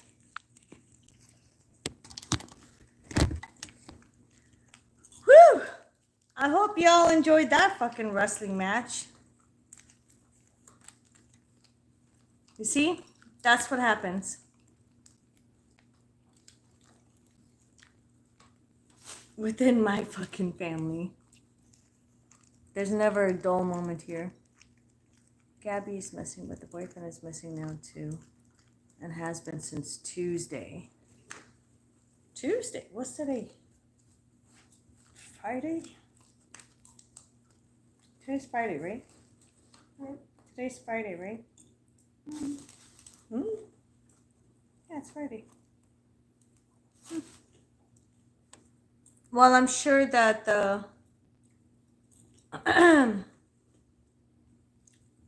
parents, that Brian's parents know exactly where he's at, but of course they're gonna hide their son. Great, the best. It's great. Try it. Just gave you the best piece. I don't know.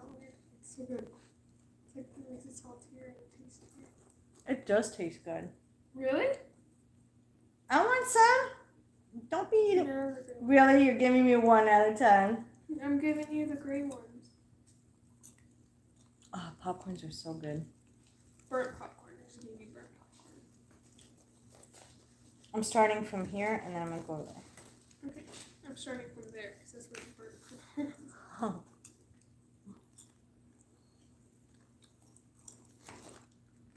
Mom, then one day you'll work your way up to this. I like it too, but not every single one of them. It just tastes good though.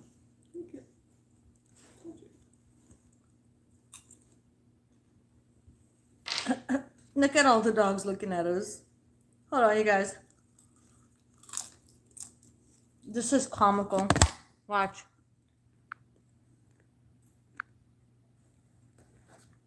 Look at this.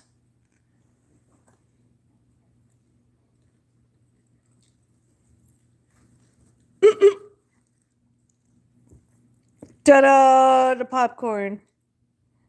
Look at this.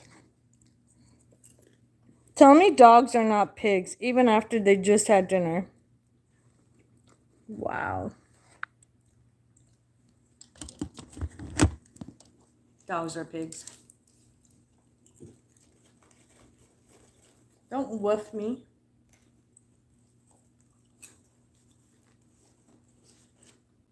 I have 2 dogs, 2.5 dogs. The third one is half on me and half on the couch. Plus the other 2 dogs over there. Oh my god. This is, you should take a picture of this. This is comical. This is the only time when they sit down and behave, is when they think they're gonna get fed. You guys just ate, you pigs. But I need to place reality. Maybe I've known him from a past life or something.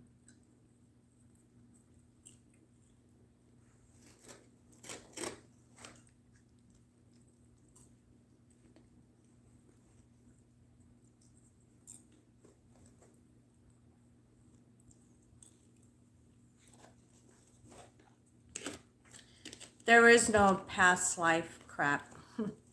I really need to make, I can't grab it. I really need to make a tutorial video without the live one. Mommy, past live video to make. I really need to make that, explaining the details of why past life is not real. I've already gone through it before. I'm not going to keep going through it again. I But believe in past lives. I believe in reincarnations, though. you have a death wish by me when we're done. What? What? Why? It's my own belief. You can't force your belief on me. But beliefs versus reality are 2 different things. No one knows for sure, so. Beliefs versus... It's a belief.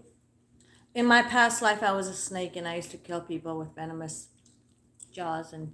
You don't know. Okay.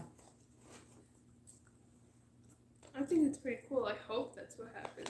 Well, hoping and shitting in one hand and the truth on the other are 2 different things. That's what basically religion is. It's not even a religion. I'm just saying. Right, but that has nothing to do with religious belief. I'm just saying. Oh, see? They're similar. Kenna wants to know. I'll definitely school you, love. I have no problem on that. I'm going to take a few minutes and talk about it for a second, and then I got to go. In the meantime, if you guys have more questions, let me know, okay? So,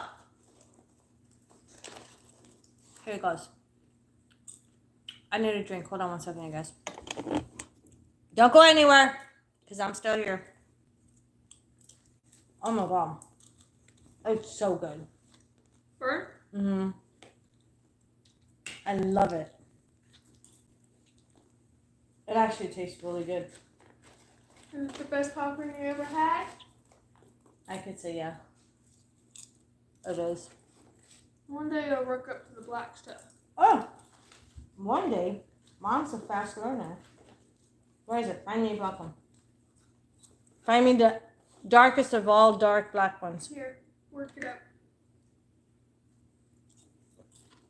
It's saltier. It's more. It's more flavorful. Mm-hmm. There's a gray one, very good. They're the best. It's good. You know, right? It melts on your tongue too. The gray, the black one. Like yeah, it sizzles. does. It does. I could taste the difference and feel it. You do Sizzles. that one? Give me one more black one.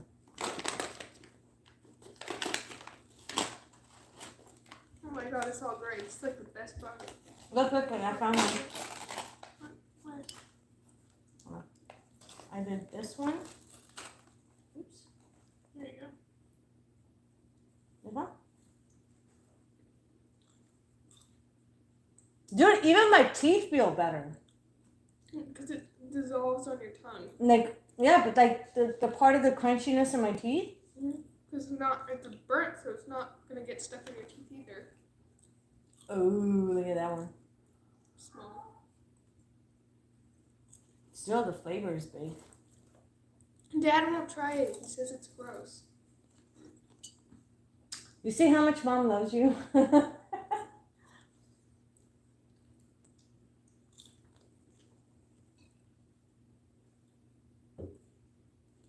only everyone would eat and try it, then they would know how good it is.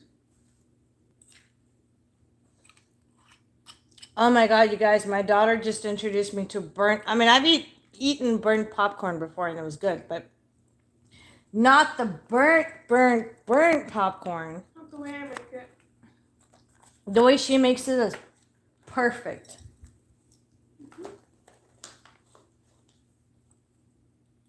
Damn, that's double burnt. Here. It's small. Still tastes the same. No, it's good. Oh my god, they're so good. Mhm. Okay, I'm hooked on burnt popcorn now. Oh, boo-hoo, people left. Oh, crybabies. Okay. Something fall. Something fell. Nope. Nope.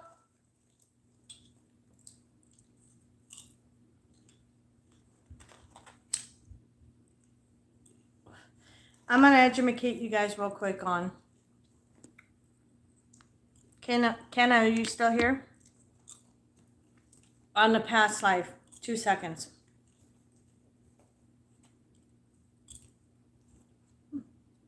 Popcorn stuff. Colonel? Colonel? Mm-mm. Like the skin of it? The inside hard skin of it? Oh, the Colonel, Mom. Oh, whatever it was. Kenna, are you still here?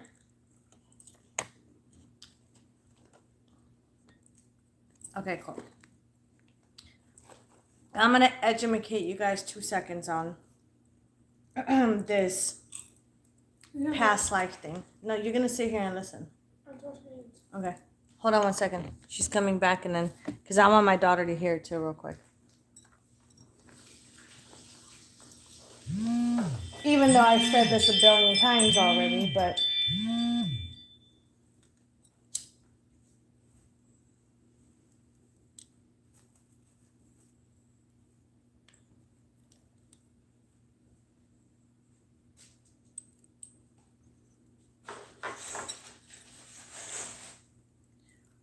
Come on, baby, we're waiting on you.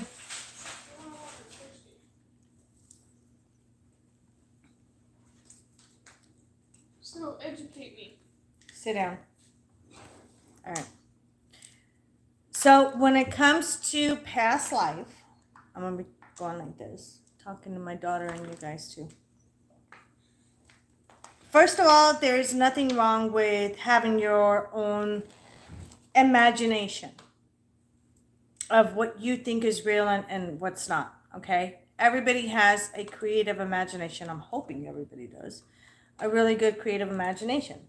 Just like, I'm going to give you guys one example. I'm going to push you guys back for a minute because you're too close to me. Are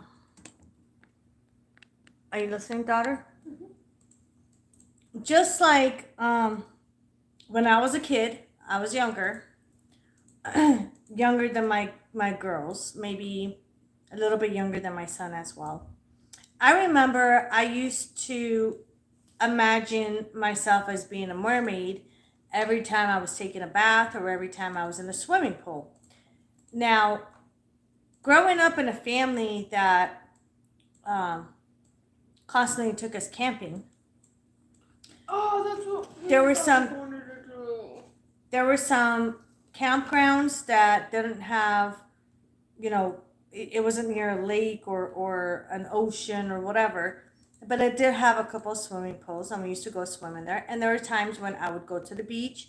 There were times when we went camping and there was a lake and a river. I have many pictures because my hair was really long at one point. It was literally below my butt, okay? And I used to picture myself as being the Little Mermaid because that's my comfort cartoon I watch, okay? Yes, Monica does watch cartoons, the Disney ones that I like. And Little Mermaid was my favorite one.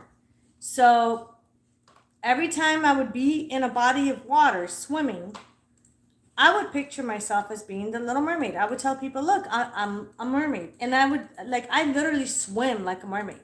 I put my hands I on. remember when I was with Camille to the hotel pool, you would swim like a mermaid. I was like, what? How do you do that? See, my kids have even seen me. I could swim like a mermaid. I put my hands on my side and I just, you know, my back legs go like I swim like a fish, okay? And that was my belief for the longest time until one of my bitch ass cousins fucking killed it for me one day. And I literally cried. I was like, no, I still believe I'm a mermaid. One of my oldest bitch ass cousins fucking cried to me and told me that there is no such thing as a mermaid. It's just a made of fucking fiction, and it's, it's just a cartoon and this and that. I was like, bitch, you killed it for me. You know what I'm saying? So I'm gonna be the bitch for you guys when it comes to the next life or past life or whatever the fuck people want to call it, and reincarnation shit. So I'm not going off of the fucking Bible, okay? Because like I said, everybody's belief is different. But I'm gonna tell you this much, okay? From gathering, and I'm leaving this part out. I'm leaving the part of who I am, what I know, and how much I know about spirituality, how much I've seen and experienced personally myself, along with seeing others going through it too. I'm leaving that part out, okay? I'm gonna explain this part. So no matter what your fucking belief is, okay, gathering from all the investigations I've done, are you listening to me, daughter?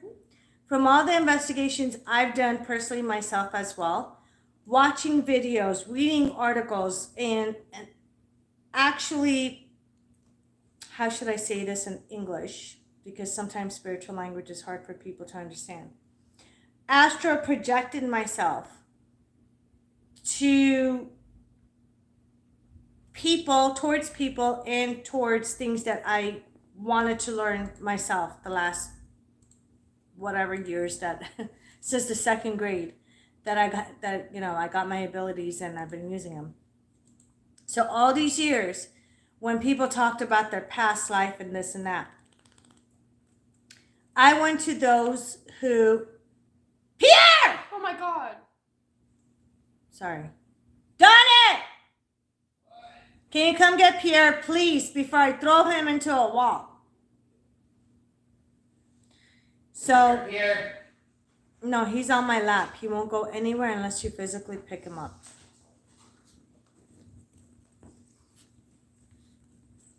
He keeps trying to hump Mocha. Why do the dogs want to keep humping Mocha? Does she have is she golden? So I got a smell coming out. Ugh, don't even go there. I don't want to hear that. Okay, let's continue. Now that I'm not distracted by dogs. So you stay there. Sit. No. Nicole! I'm dispersing the dogs to their original owners at the moment. One sec. Nikki! Do you have your phone? Call Nicole. And tell her that she's being summoned to the living room.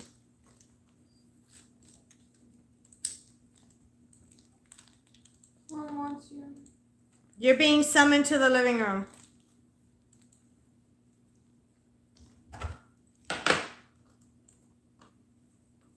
I'm dispersing the dogs for a minute. Hold on, to their righteous owners.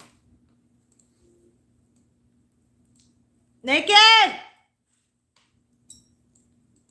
Why does it take her forever to come out of her room? She did! Really? It takes you 5 hours to come out? Because I was laying down. Okay, I believe this dog belongs to you. I'm dispersing the dogs to their right... No. To the right owners. Here you go. That one's you. Can I have $10? Have a good night, darling. I love you. Can I have $10? For what? I'm not a bank. The money tree grows leaves, not money. I never ask for anything. Actually, I'm asking it for does one grow thing. money. Okay, what do you need? We'll talk about it when I'm done. Nitro. Alright, we'll talk about it when I'm done. Thanks. Please keep her in there. She's so annoying. I love her, but she's annoying. Okay. Now that the majority of the dogs are gone, let's move on. Stop licking the air. You have water in the kitchen.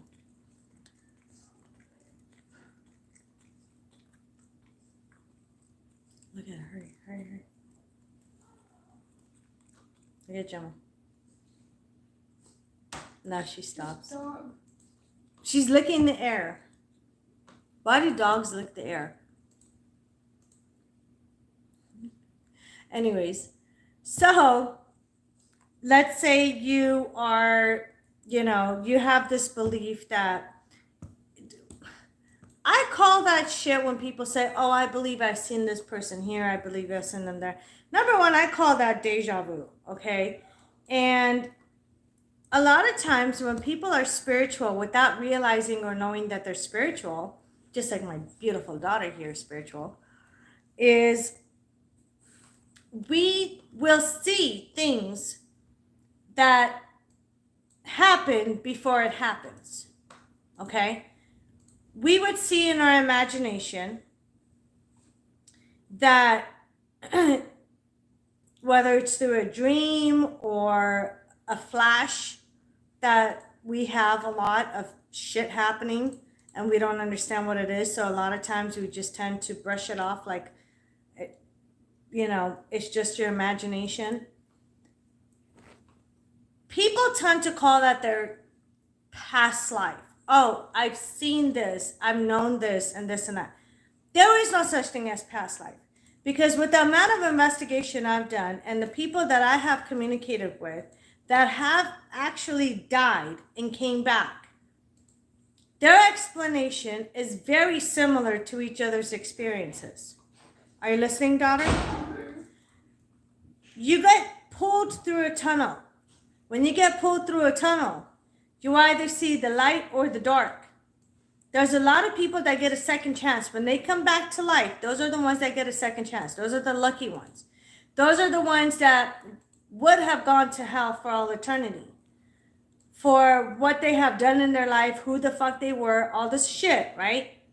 But they were given a second chance to come back and fix things and make yourself a better person. So the last and final time you die, you're going to go up, not down again. Okay? It's to open your eyes to reality. That's a way of the man upstairs telling you and giving you a warning, heads up, hey, stupid, wake the fuck up. What if I didn't give you a second chance? It's like shaking somebody to come back to reality. Okay? Now, yes, people do get forgiveness from the man above with the sin. We all fucking do sins 24/7 throughout our lives, okay?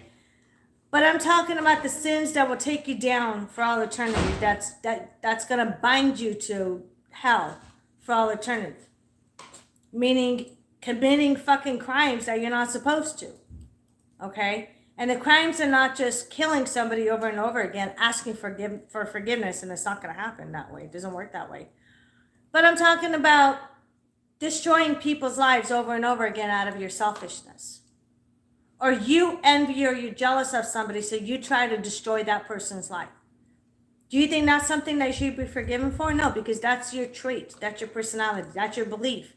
Is I'm a stuck-up bitch. I have my nose way up in the air, and I'm going to keep ruining people's lives as long as people look at me in a different light, that I'm a better person. No, you're not. You're a piece of shit. So when it comes to all this bullshit that people create in their heads, this imagination of who they are, they tend to create the scenario of, I have a past life because I've seen so-and-so in my past. No. You have seen flashes and images due to your doors, certain doors of the spiritual side being open. Because you are spiritual without realizing it. And everybody, whether you're spiritual or not, we have intuitions, we have instincts, and I tell people all the time, go with your instincts and intuition, because they never lie to you. They're the only thing that's going to protect you in this fucking lifetime. They're the only thing that's 100% real, that's going to be loyal to you more than your fucking partner. Okay? So always listen to your intuition, your instinct. And when people say, oh, in my past life, I saw Joe Blow. I'm sorry, what? Because you'll only die once, maybe twice in some other people's cases. But never one time had those people that have fucking died and came back turned around and said, oh shit, I thought I was a horse's ass.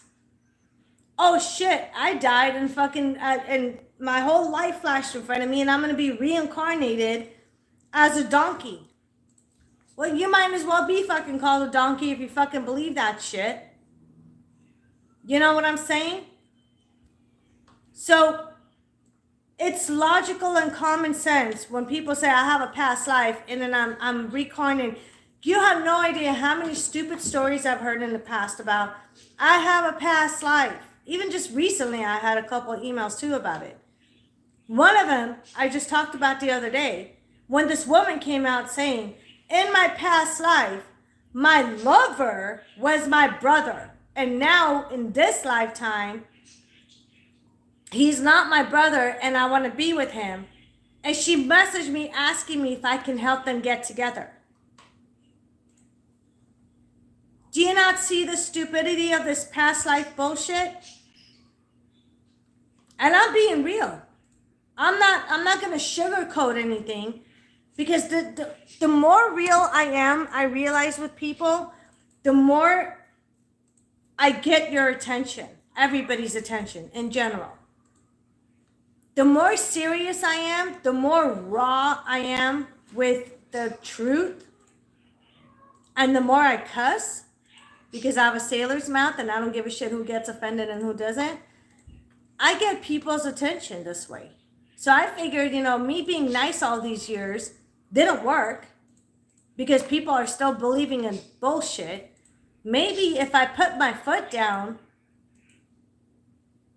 and get my dark side out a little bit, that people would be like, oh shit, she's the real deal. She doesn't bullshit. She doesn't beat around the bush.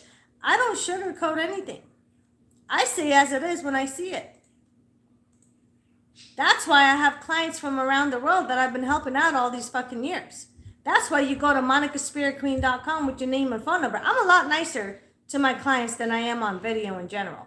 Because there's still a bunch of sleeping sheep out there that I need to wake up. That's why I'm really tough. But I'm a lot nicer to my clients until they piss me off.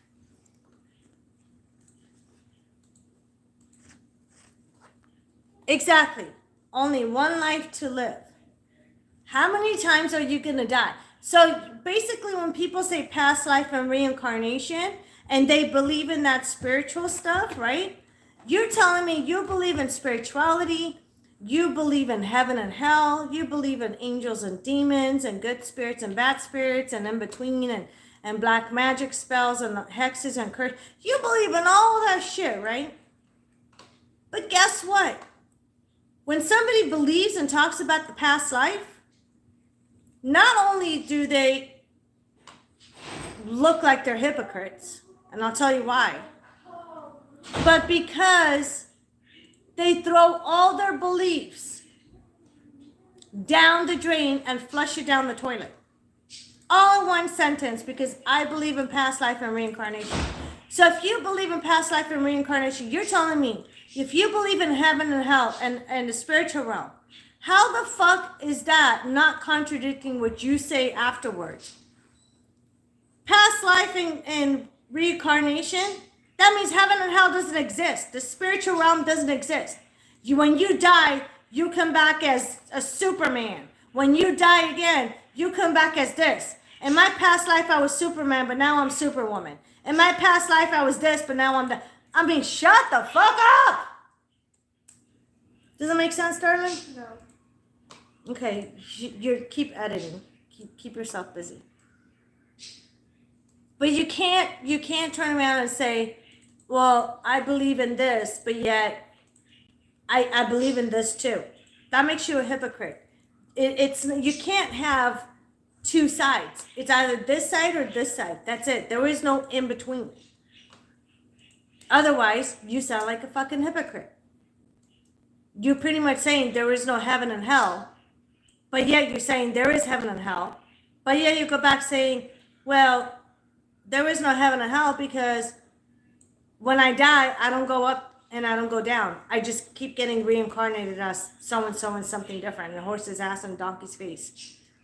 I mean, does that make sense? You know what I'm saying? Like, and I'm not sorry to get into details about it. I have to. Sometimes I have to throw in my more sarcastic shit for people to open their eyes and be like, holy shit, she's fucking right. What the fuck have we believed this whole time? That's why it pisses me off when people say, in my past life, I met so-and-so. Shut up! You're not scared. I'm gonna eat popcorn and watch The Little Mermaid.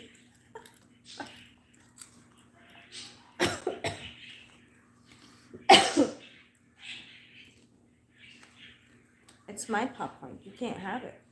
No, you can't have it. Why are you looking at Aaron? Nope, you can't have it. Loki's right next. Loki, like always. Are you glued to my hip? Are you glued to my hip? Is that how you were born with your mama? Go away.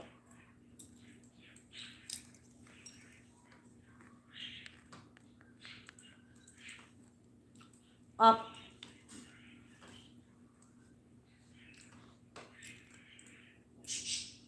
I don't want you guys to take it personal.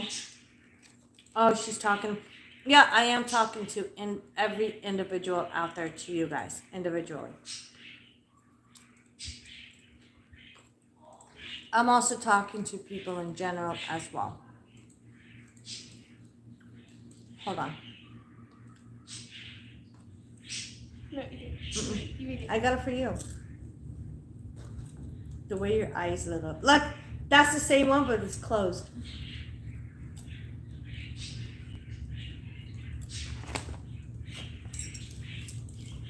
The reason why I scream, yell, and cuss at people is because I care and I'm very passionate about what I do. Huh? And because I'm a bitch. Sums it up. But again, the reason why I do it is because I care. I'm very passionate about the work that I do. You know, all these years of me not sugarcoating, but not being as detailed and specific as I am now, I feel like people were taking advantage of my kindness and be like, oh, well, if she says this, then it means that, and she says that, and it means, no. What I say is exactly what I mean.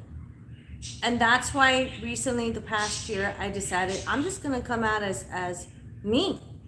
You know, the smile goes away and my claws come out because I care.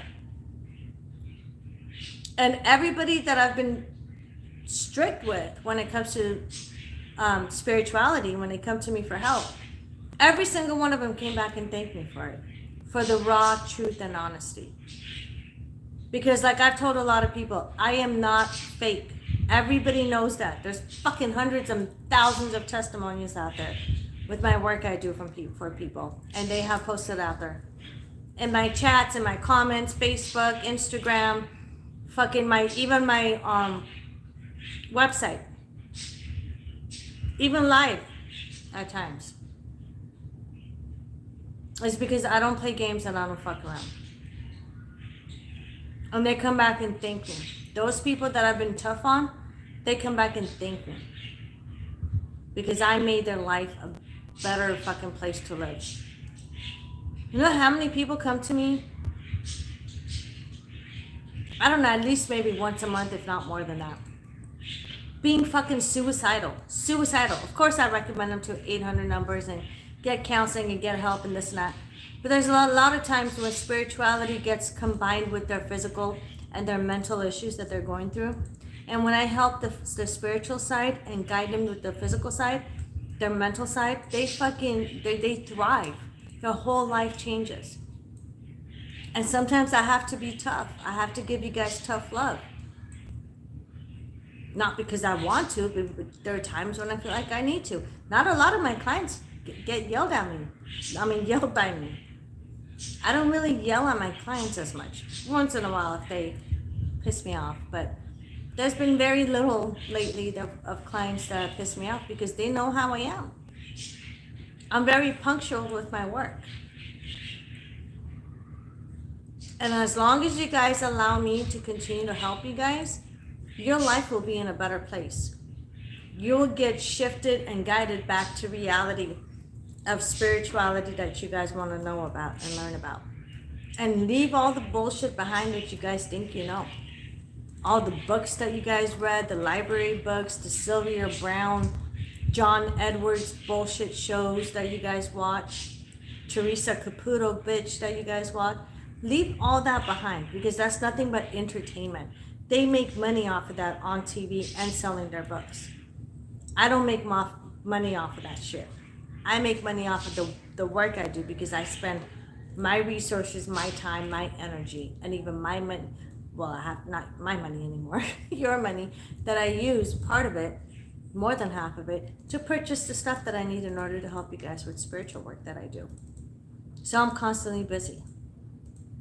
But I do it because I give a shit. Even though you piss me off, sometimes people in general, I still help you guys. I'm not claiming to be God. I'm not God. But I could be damn close to him. As far as saving you guys' life down here. And helping you guys. So with that said, if you guys need a reading, a full reading, it's a private session every time, or have any spiritual concerns or questions, and feel like something's going on in your life with spirituality that's affecting you in a negative way, or even your loved ones, your family, your kids, your spouses, your significant other, your job, your finances, you contact me, monicaspiritqueen.com. That's my website, monicaspiritqueen.com. Put your name, your phone number. Please put your fucking phone number. I'm going to scream at you guys again. Put your phone number and then just 1 or 2 sentences of why you want me to call you and what you need help with. And then I'll give you a call. Make sure you answer your phone. I don't give a fuck. I'm not listening to any more bullshit excuses. I thought you were a telemarketer. Fuck you. If you think I'm a telemarketer, hang up. If I'm a telemarketer, hang up. Or if you get a telemarketing call, it's not going to kill you. You get the car extended warranty fucking phone calls, answer, hang up. My area code is 702. 702 is my business number. 702, my business number, area code. So when you get a phone number with 702, your fucking dumbass better answer because I'm gonna fuck you up the next time I see you or talk to you. You guys better fucking answer my phone calls because I don't play phone tag. I'll call you once or twice and that's it. I move on to the next person. I'm not 3 years old playing phone tag. Okay? I'm a busy person that likes to help people. Not play fucking kindergarten game. But anyways, I love you guys. Y'all have a great night. Have a great weekend. Again, I never know when I'm going to go live. Maybe every day, every other day, once a week. I don't fucking know. Depends on my schedule. That's why I'm not telling you guys when I go live or how often. It just whenever I have time. But I'm going to get going. I'll see you guys next time. And remember, don't do what I would do. Take care, you guys.